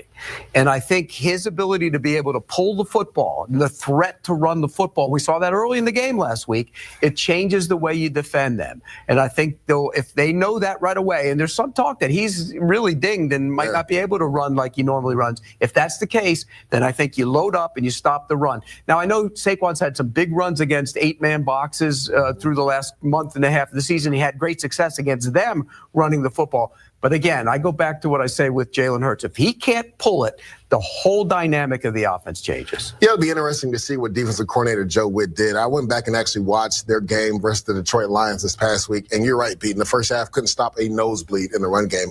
But I love how he adjusted. He went more barefoot. And for people that don't understand what that means, you put the two defensive tackles over the guard, one head up on the center. You brought Frankie Louvu on the edge and had Dante Fowler on the opposite edge. And it kind of mitigated what the Detroit Lions wanted to do in the second half. And with their two corners playing as well as they've played the last couple of weeks, and Mike Sandersfield and also Marshawn Lattimore, that could be a plan that they, employ against the Philadelphia Eagles. So it'll be interesting to see because, like you said, Jalen Hurts can't use his mobility, and he tries to hand it off to Saquon, and Joe Witt decides to lock up the box and put 8 guys in there, then it's going to be on the arm of Jalen Hurts. So this is bold because, like you said, the Commanders haven't really stopped anybody running the football, and Saquon had nearly 300 yards in the 2 games that he played against them earlier this year. By the way, Saquon would have had touchdowns on his 2 touchdowns in flag football. Nobody touched him. That's how big those holes are. Nobody touched him. Yeah, I was just going to hammer home the point. Saquon averages just over 125 a game in terms of his rushing yards. He's 171 yards shy of becoming the first player in NFL history with over 200 or 2,500 rushing yards in a season. So just continuing to emphasize how bold that was from our Briscoe. Yeah, and it just feels like the steal of the century for Philly to be able to get Saquon. It doesn't seem fair. We didn't need a running back in Dallas. No, not at all. We need one in Dallas. I will say this: as great as Barkley has been, if they have a normal guy running behind that line, he's still getting for sure. 1,500. I mean, let's not forget Swift had a career year and they got him paid in the offseason. Yeah. So Pete, definitely starting us off bold. Lige, we'll see if you can match the same. I don't know if I can match that. That was really bold. You got your 1 thumbs up. For It'll be interesting to see if Pete thinks this is bold. This is bold, and I'm targeting the old Grizzly vet, Zach Ertz. Over 8 receptions and 2 receiving touchdowns. Revenge game loading. Revenge game, right? But in gotta have it scenarios, that's where Jaden Daniels is going with the football. He proved that time and time again. Just look at that fourth and 3 play. Also, shout out Cliff Kingsbury because I watched that film again this morning. He was in his bag. Yeah. Oh my God, he had every answer for every coverage. Put him in the head coaching conversation. And there it is. That's the play right there. It was 4th and 3. Jalen Hurts knew exactly where to go. He knew it was man coverage. You widen him out, beat him on the in-breaker route, touchdown. And I think he'll get 2 receiving touchdowns in the red zone. And again, on those 3rd downs and those 4th downs, those critical situations, that's where he likes to go because he has a real connection with Zach Ertz. So I got him going over 8 receptions and 2 receiving touchdowns. That's bold. Yeah. That's really bold. And here's the thing. They play a lot of zone. Yeah. And he has killed the blitz and man coverage. So when he plays zone, he's got to be much more patient now. And the question will be if the protection will hold up in that scenario. So according to that, it was weird because Vic Fangio isn't a guy that plays a lot of man, but he did for some reason late in the second half. And that's when the Rams actually had a lot of success. So it'll be interesting because even when Detroit tried to go zone versus Jaden, he knew exactly where to go with the football. Yeah. He's special. Yeah. He's special. All right. And, let's talk more about Jaden Daniels because, Pete, that brings us to your bold prediction. This isn't that bold when I do it. I was like, he might do this. But, it is. So, for those of you at home, you have him throwing for 315 passing yards and 3 touchdowns. But it does have a little bit more of a boldness considering if he could do that in an NFC championship. It's like the biggest stage for him up until this point. In an NFC championship game on the road. Correct. Yeah, exactly. I mean, in the elements. I mean, that's what changes the whole. It's not like playing in Detroit. It was warm and fuzzy. It was great. That's the way I like to see football. But this is different. And so last time he played him, he threw 5 touchdowns. I was going to say he threw 5 against them. But they were playing from behind, and so it was one of those games. So I don't think he's going to get to 5. So, I put 3 and 315. It wouldn't shock me to see him get to this. But again, that's a great defense. Yeah. And you're also you don't know how the game script is going to go. Yeah, and the question mark for me is Quinyon Mitchell, right? Because Darius Slay gave up a lot of big catches late in that game, and so did Isaiah Rodgers, right? Quinyon Mitchell makes this defense look totally different. He's been the only guy that's kind of mitigated this guy on the screen right here, Scary Terry McLaurin. Nobody else has been able to do it. Quinyon Mitchell did it twice. So it'll be interesting to see what his health status is, right, going into this game, because they're going to need him to try to mitigate what Scary Terry McLaurin does. But nothing surprises me anymore with this kid. I can't even call him a kid. I even put that in the rundown. I said I feel like it's an insult to call him a rookie at this point. The way he plays so well. The way he plays the game, unfazed, effortless, right? And he's always his best at those pivotal moments. I go back to last week's game, Pete. They coming out of half. It was the first time they punted all throughout the playoffs, right? And then Jared Goff and the offense goes down and scores. They're only down by 3. You know what he does? He puts a 10-play, 70-yard plays together to score a touchdown and get it right back up to 10 points. He's unfazed by anything. So that's bold, but again, I would not be surprised if he did it. Yeah, like I said, I kind of look at him the way I look at Patrick Mahomes at this point, and I know that's so bold to say, but this is a bold segment. But it's just, it's the way that it's just there's no emotion. It's just okay, this is the assignment. This is what we have to do to get it done. And continuing to talk about the history, if he is able to win this game, of course, he'll just be the 6th rookie to do that, but could be the first rookie to start in a Super Bowl. So a lot of big things are on the horizon for him. He's so much fun to talk about. So Lige, let's go to your final bold prediction here. On the other side of that, if you're the Eagles, you have to find a way to have an answer. For sure. Thankfully, they've got big man Jalen Carter, who's been wreaking havoc. You have him, what is this, going for 3 sacks, a forced fumble. It's not far off. Last week, I'm about to say, he probably don't think that's bold. He had 5 tackles, including 2 sacks and a forced fumble. Yeah, so me and Pete talked about this earlier this week, right? Sam Cosmi going down. Trent Scott, how would he play? I went back again and watched the film. Trent Scott played his butt off last week. He played really well, but he didn't face this guy right here. This guy is a game closer. We saw it last week versus the Rams. You see it right here. Sack on 3rd down to force it to 4th and long. And you know what, Pete? He won on the next play and forced Matt Stafford to throw an inaccurate pass to win the game. So he's just a game closer. Nolan Smith has played really well as well, but that's the matchup I want to see inside. Trent Scott played really well coming in for Sam Cosmi, but it wasn't against Jalen Carter. Jalen Carter, you said, Haley, 2 sacks last week. I got him getting 1 more and a forced fumble as well. That was actually a great play because he faked like he was going to go looping around and then went right the up center the went middle. away. The center went away. He didn't even block him. It was basically unblocked. And so it was a great play on his. Look, he is a game wrecker. He is their Chris Jones, and he can destroy an offense. And that's bold. 3, that's a lot. It is. But he'll get 2. He might get 2, so that's what I'm saying. 1 more, he might be able to get that. And for some odd reason, he just has a feel of knocking the football away. People forget his forced fumble last week wasn't on the quarterback. It was on the running back. It was on Kyron Williams. He knows how to punch the ball away from running backs when they have the ball. The other thing about him is he elevates his game in the moments. And it's kind of a knock on you, but Chris Jones does it too. They don't do as much in the lesser games or the regular season games, but they turn it on in the big games, and I think he'll do that in this one as well. Hey, do it when it counts, right? Pete, Lige, we certainly appreciate it. Getting bold with us here on CBS Sports HQ. Proud of Lige. That's what I'm talking about. I understood the assignment. But multiple thumbs up Way from to go, Pete in Lige. the bold prediction. So that has to say something. Getting a look at the odds to win the Super Bowl. The Eagles, by the way, they are the favorites at plus 175, all with the Chiefs, the Bills, and then we have the Commanders. They are the long shots, but hey, we cannot count out Dan Quinn and Jaden Daniels. They've showed us that time and time again, especially when it comes to the playoffs.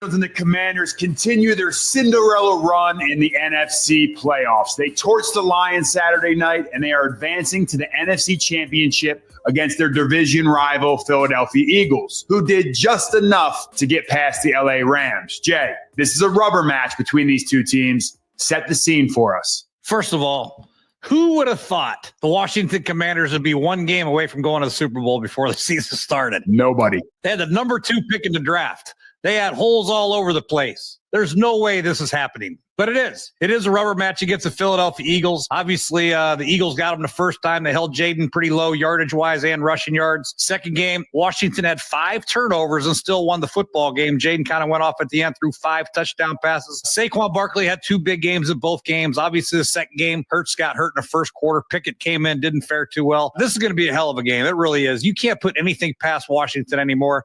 The doubt has got to be erased from your mind. The game will not be too big for Jaden Daniels. He's proven that time and time again. The defense will give up some plays, but they're opportunistic. They make some plays as well. Philadelphia's defense has been outstanding all year long. Vic Fangio's done a great job. The line we know about, secondary solid. Quinyon Mitchell's questionable, but I think he'll be okay. Overall, top to bottom, both teams are well coached. Quarterback plays solid. Turnovers, they don't turn the ball over. It's going to be a hell of a football game to watch, but I wouldn't put anything past the Washington Commanders at this point. AQ, we're always talking about the Chiefs and how they do whatever it takes to win a game. They always seem to come through at the end.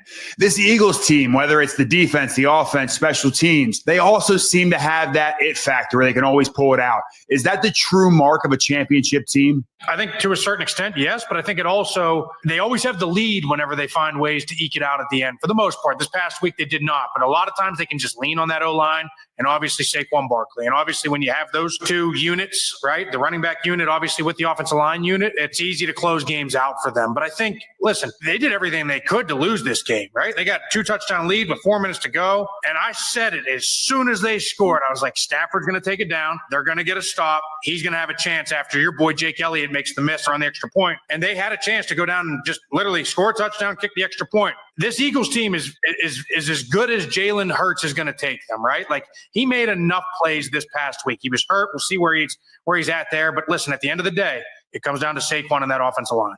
No, it definitely comes down to Saquon and that offensive line. And obviously, AQ is alluding to me being nervous about Jake Elliott missing all those extra points and field goals. They made it happen.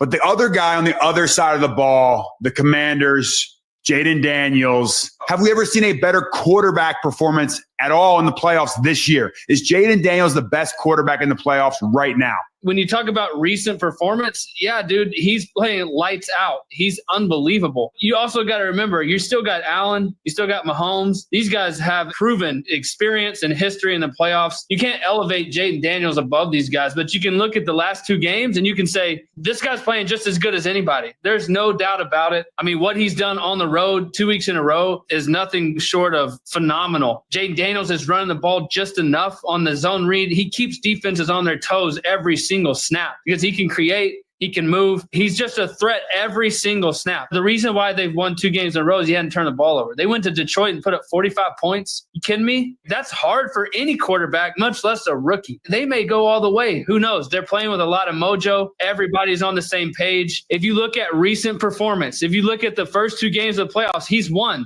Nobody's played better than him. Am I going to be foolish enough to put him above like Josh Allen and Mahomes? I mean, Mahomes is going for his 3rd straight Super Bowl. Like, let's not get crazy. But based on how they've played, he's played the best in the playoffs so far, no question. Jay, best rookie quarterback season of all time? Well, last year, C.J. Stroud went to the playoffs and won a playoff game. He did pretty good. I thought that was quite incredible. Now, Jaden Daniels for sure has surpassed that. What he did last week, Aaron Glenn tried to blitz the hell out of him, and he did not blink. He had free runners in his face. He throws a ball down the sidelines. He has a free runner. He outruns him for a gain of 15. Another free runner, he throws it to Zach Ertz for a 12-yard out route. You can't blitz him. You can't play zone. I don't know what you're doing right now if you're defense going against Jaden Daniels. He's beating everything right now, and it's unheard of. So, yeah, he's playing as good as any quarterback in the National Football League right now to this date.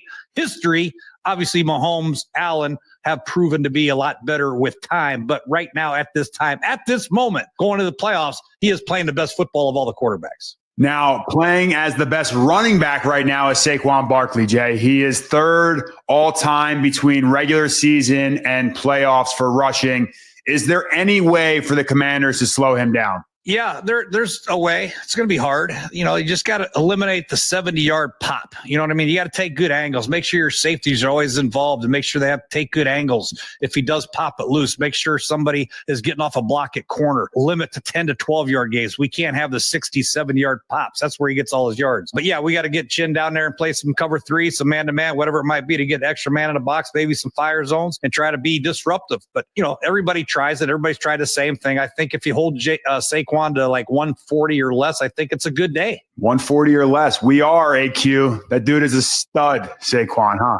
We just got to hold him to 140 or less. The 210s and the 250s. That's like, you're done. Dude, you see him banging his helmet, running down the sideline. You know it's not going to be a good day. That dude is a freak. You're high-fiving at halftime. If he's only got like 75 yards at the half, you're high-fiving. Good job, D. Let's go. Oh, yeah, we stopped him. All right, we only have 2 rounds left in the NFL season. Every week we are trying to grow this channel. We asked for 15,000. You got us to 16,000. The goal has always been 20,000 by the end of the playoffs. Keep rocking with us. Drop the likes, drop the comments. Where do you rank Jaden Daniels as the quarterbacks of this playoff so far? 1 through 4, 1 like Colt. I think we all put Jalen Hurts at 4. I mean, don't listen, Philadelphia Eagles fans. What is the biggest advantage the Eagles have over the Commanders? I know you're not about to say quarterback. So what is the Eagles' biggest advantage, and how do they use that to win this game? I'm calling them the Stoutland Eagles. It's not the Philadelphia Eagles. This offensive line for the Philadelphia Eagles can take over a game. Yeah, Saquon Barkley's having a phenomenal season, best year of his career, best year of any running back we've seen in a long time. Why? You can line him up at X receiver, and he'll be a top 10 receiver in the NFL. Whoa. He's really, really good. I promise you, I've seen it with my own 2 eyeballs.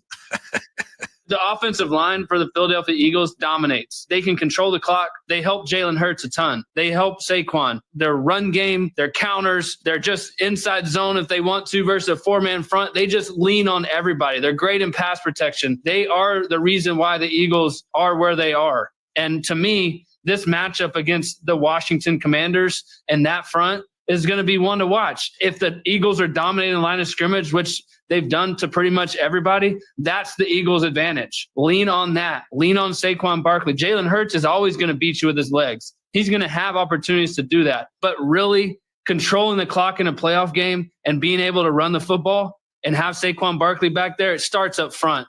The Stoutland Eagles. Jordan Mailata, the left tackle from the Eagles, always says Stoutland University when he does his pregame intro, which I find pretty cool. He's a great man. AQ, we've talked about rivalries on this show. We had the Ravens-Steelers early on in the playoffs and how dynamic that rivalry is and how intense that rivalry is. The Eagles are playing the Commanders for a trip to the Super Bowl. How intense are this fan base going to be in this game? Are there going to be fights in the parking lot? Are the Commanders fans going to show up? What do you got here? I think the coolest thing about rivalries is how much each team knows about the other team, right? Like you've seen them twice during the regular season.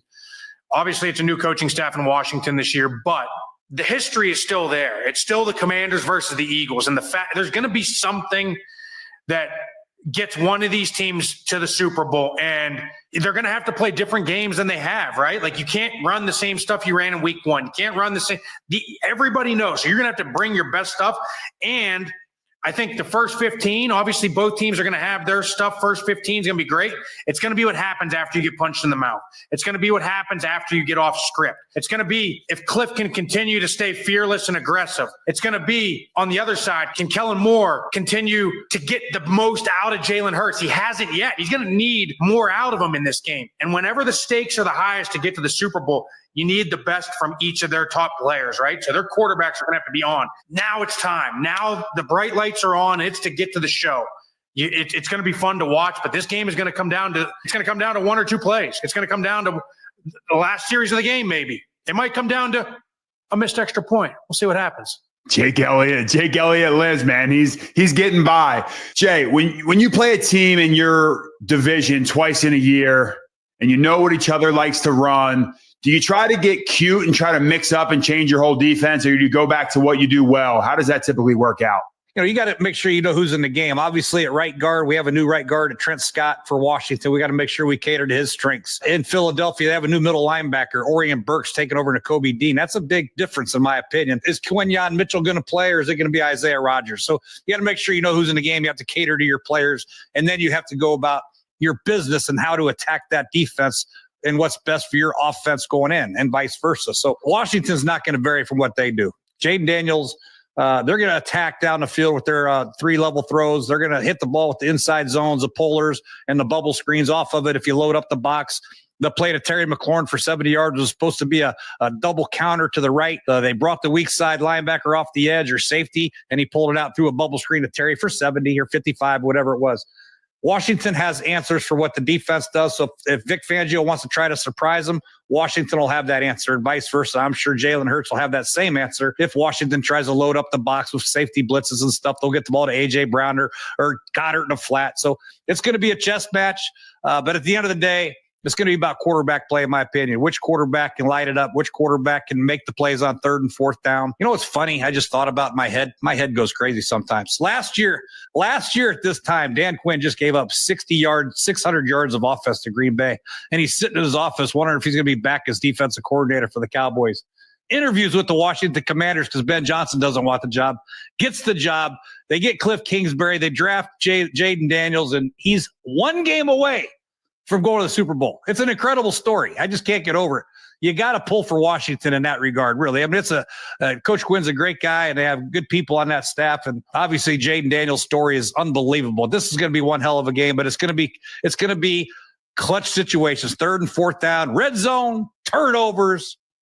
You know it, Justin. It always is, always will be. I love it. Hey, if Cliff ends up getting a job elsewhere, we know who's going to be on the short list to be OC interview. Don't go, Cliff. Don't go. Stay where you're at. Stay with the good players, man. Stay. Trust me. Jay, you've mentioned some names here. Cole, I'm going to start with you on this. Give me a player that's going to impact this game. It's going to be the player of the game that is not named Jaden Daniels or Saquon Barkley. Yeah, listen, it's an easy one for me. Watching the game last week, Rams have all the momentum. They drive down the field. It's 3rd down. and where ends up in the backfield sacking Matthew Stafford and just ruining their dreams? Jalen Carter. If you don't double team this guy, your night's over. You can't block him one-on-one. That's what I like about him. He'll wreck a game, but he's a closer in the big situations, big moments. Like, he ended that game for the Eagles. And so to me, what can Washington do? Losing Sam Cosmi, new guard. Like, what's the plan for Jalen Carter? Everybody else on their defense is good players,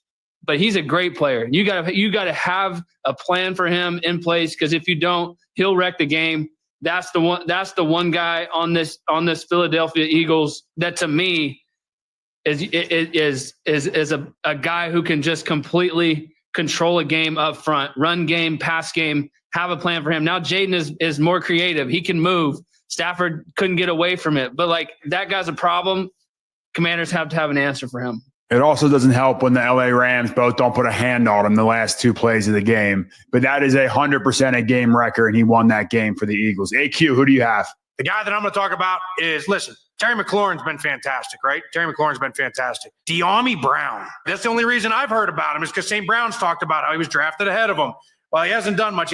This guy has become a guy, and they're going to need him to continue to be a guy in this matchup. And if he is, Commanders got a great chance of winning this. They got a great chance. Jay, who do you got? Who's your dynamic playmaker that's going to make an impact that we're not talking about? Well, first of all, Washington, the beauty of Washington's offense, they go any which way, man. They go De'Ami Brown, they go McLaurin, they go Jamison Crowder had a couple catches against Philadelphia, had 2 touchdowns. They go Z, they go Zach Ertz, they go Brian Robbins, they go Austin Eckler. They don't care. James Daniels does not discriminate. He's going to get to the ball, the open guy. He's not going to be one-dimensional, throw it to this guy or run it. He's going to just spread it around. So I can't pick one on Washington. All of them are going to produce. They're all going to ball. All right.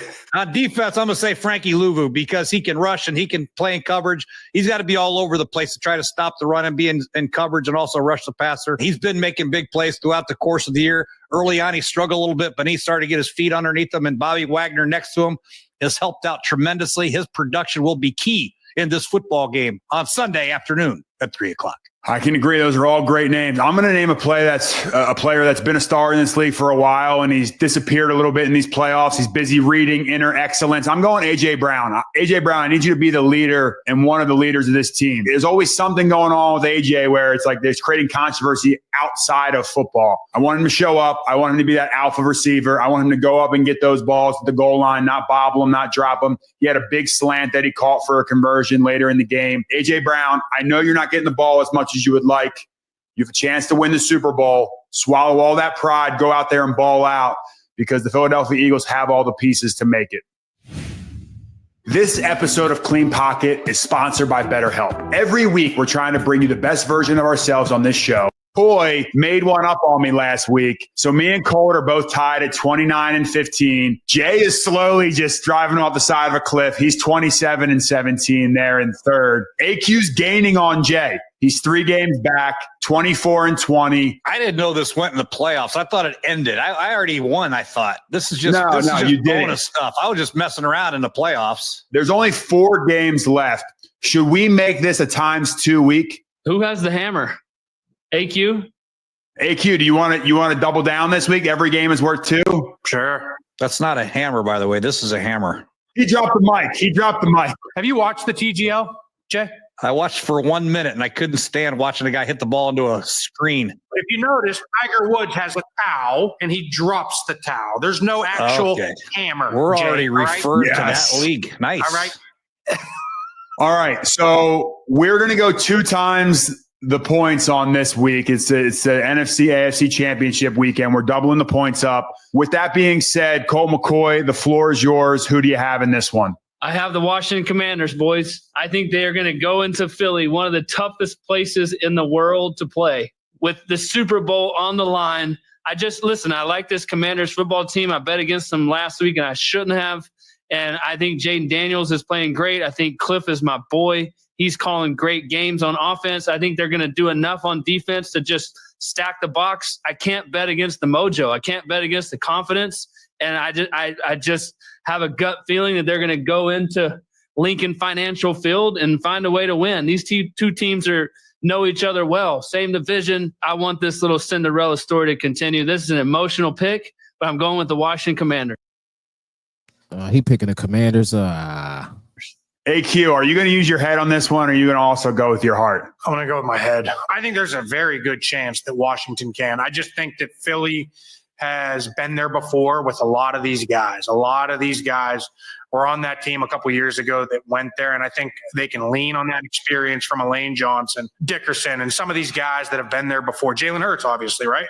And, second time around, I just think they're going to have just enough. I think they're going to have just enough to get there. Yeah, this is insane to even be thinking about taking Washington to go to the Super Bowl. I just still in shock right now. It's insane. I can't take Philadelphia. They got too much going on. They got the guys read books. I just don't like it. I don't like the fact I don't feel like they're all together. I feel like Washington is all together going in the same direction. I feel like even if things go poorly early in a football game, I think they can still dig themselves out of a hole. They've done it 6 times. They just continue to prove people wrong. And this quarterback is a special dude. And I think he's going to continue his run, shock the world.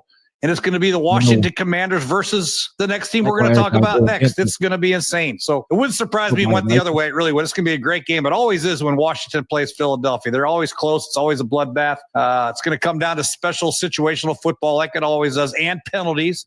But I think Washington has the makings to get it done. Payne is back. Allen's back. I mean, we got defensive front. We got 2 big guys in the middle, too, on the front, like Carter, like they do at Philadelphia.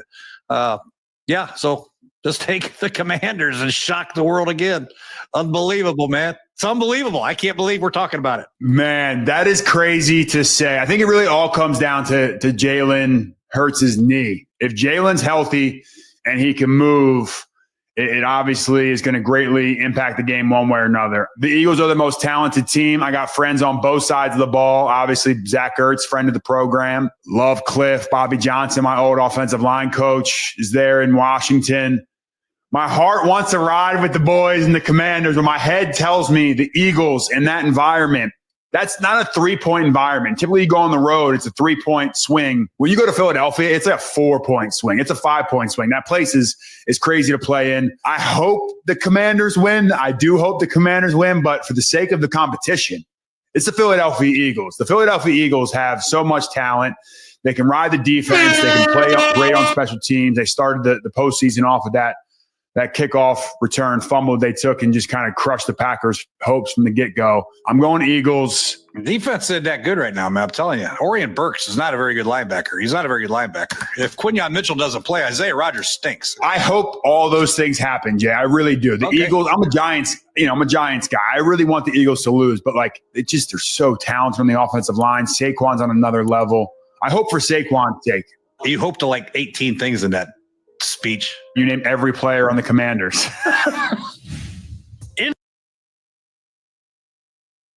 With what's next, our man from ESPN, Adam Schefter. Shefty, good morning.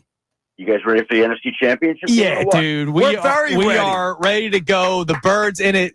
Second time in 3 years. Can you talk about that? Because our main topic today for the listeners is, what does 2 trips to the Super Bowl in 3 years do for the status of a quarterback that isn't fully loved, a head coach that isn't fully loved? There's an uneasy feeling for both of those guys. But let's just start here at the NFC Championship game first and foremost. What does that do? How does that solidify status in the NFL? 2 NFC Championship appearances in 3 years. Well, I think it's even larger than that. I think that they've had 8 championship game appearances since 2000. Am I correct? Yeah, 24 seasons, 8. That's pretty good. Yeah, I mean, that's their 8th championship game appearance since 2000, which breaks a tie with the 49ers for the second most conference championship appearances behind the Patriots, 14. And it's the 6th time since 2000 that the Eagles have hosted a conference championship game, which ties with the Chiefs for second most. Right, which is unbelievable. I just mean more so Sirianni and Hurts, because know the what have you done for me lately league, and they're not fully supported. I mean, you hear obviously you're a part of ESPN. You hear a lot of people talk about Jalen Hurts and the passing offense, or Nick Sirianni and his actions. But if results speak for themselves, 2 NFC Championship games in 3 years should probably put you in a certain level of respect. Yeah, I don't think you hear as much of that negativity right now. Now, if they were to lose, yes, you're going to hear about it. again, if you win, they're going to be celebrated. If they lose, they're going to be criticized. It's just a function of the world we live in right now. And there was noise about each one of those individuals at some point during the course of the season.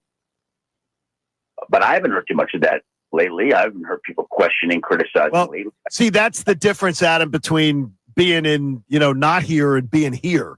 It's been amazing how many people, there was a lot less this week, but last week we were dealing with a ton of it going into last week's game. There was a lot of questioning and a lot of complaining about how the game against the Packers went. And there was still some of that after the game on Sunday, despite the fact that they left so many points on the field on Sunday. A miscue by who's complaining? Who's complaining? Who's complaining? The people who you're talking to right now, not Andrew and I, the fans that are listening to you right now. There's many of them out there that have been very, very grumpy about the two performances. Oh my! Well, I agree with you. We agree with you. We understand it, but it's been reality. It's been reality. Yeah, I guess I would say get a grip. Really, like I mean, like you're in the conference championship game again. Like there are other cities that would kill for that. Like what are we talking about? You want to get selective? It's like going to a 5-star hotel and complaining that the soap doesn't smell good enough. I mean, what are we doing here? Like, really? Come on. I love it.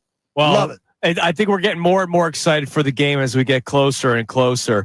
Shefty, speaking of getting closer and closer, what kind of digging I know you've been doing? What kind of info can you give us on the status of Jalen Hurts and Quinyon Mitchell? It seems like they're obviously going to play, but just how effective will they be on Sunday?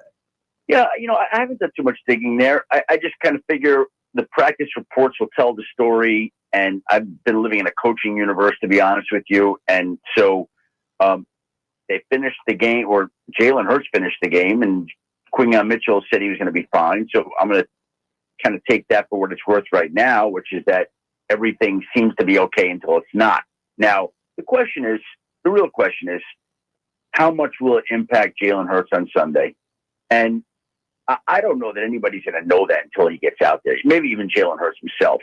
Like, are they going to be limited in the types of calls that they make? Is he going to be less apprehensive to run? Is he going to be playing the same way he always does? Is he going to be limited? I mean, I don't think there's going to be a report that Jalen Hurts is operating at 73% this week, because nobody really knows. We'll see it and judge for ourselves on Sunday when he gets out there. And until then, it's a question. Adam, the coordinators last week that took interviews, and people said it's not a distraction. There are a lot of people who said the NFL should do something about coordinators interviewing while their teams are still active in the playoffs. Not many of them had great days, did they? Well, we're talking about primarily Detroit, Aaron Glenn and Ben Johnson, right? And I don't think it was Kellen Moore's best day. No. But I'm trying to think of a coordinator that did take an interview just to kind of, blow up Steve Spagnuolo had a great day, and he interviewed. He did. I think you can pin it. Like there have been coordinators through time that have done this, and I think that when teams come off a bye, I just think there's an element of it's hard in this league to just go recapture that momentum. It just is. You don't automatically just start playing the way that you did. And so I think that's tough. That's not easy. And that was evident in the way that everybody played this past week. Sometimes it's just hard to get that back. I don't know that has anything to do with their interview schedule. I don't know that. I just think we've seen one seed come out and struggle, during time. You can always find an excuse of some sort if you want, sure. But I'm just not buying it. Shefty, we know that the NFL is a copycat league. At what point do teams go, you know what, we're going to do what Howie does and just draft everybody from Georgia? Because that clearly seems to be working for them defensively with Jalen Carter, Nolan Smith. Obviously, the loss in the Kobe Dean is a big one. We saw how successful he played this season. Is that something that we could start seeing from teams of going, you know what, yeah, let's just draft from the best schools first before we try to find the diamond in the rough? Well, it's not that easy to just copy that and to go to one school. And we could do that at Ohio State this year. You could do it at Alabama in other years. Like, it just doesn't work like that. And I think that, with the Eagles, it just so happened to work like that's the way it kind of worked out. I don't know if they were planning to do it that way specifically, but it's worked out great for everybody can see the type of player that Jalen Carter is. The guy is a destroyer out there. Has his way with offensive lines, and it's been a real different. He's been he's been exactly what people said he was when he was coming out, right? Like, people said he was the number one talent in that draft, and that's the way he's looked at times this season. What would you think is the most, if I took Jaden Daniels and just the broad topic of Jaden Daniels off your plate and said to you, what should the Eagles most be leery about in this matchup? What would it be? Well, it would be turnovers and beating themselves. That's what would worry me here. Not playing up to their standards, not doing what they're supposed to be doing. If they play clean football, then things are going to be fine. But, again, it was funny because I was thinking about this matchup, and I'm just saying, like, I was thinking about all the times that we brought it up, and here it is again. And I said to you, we kept talking about the Eagles and their hopes.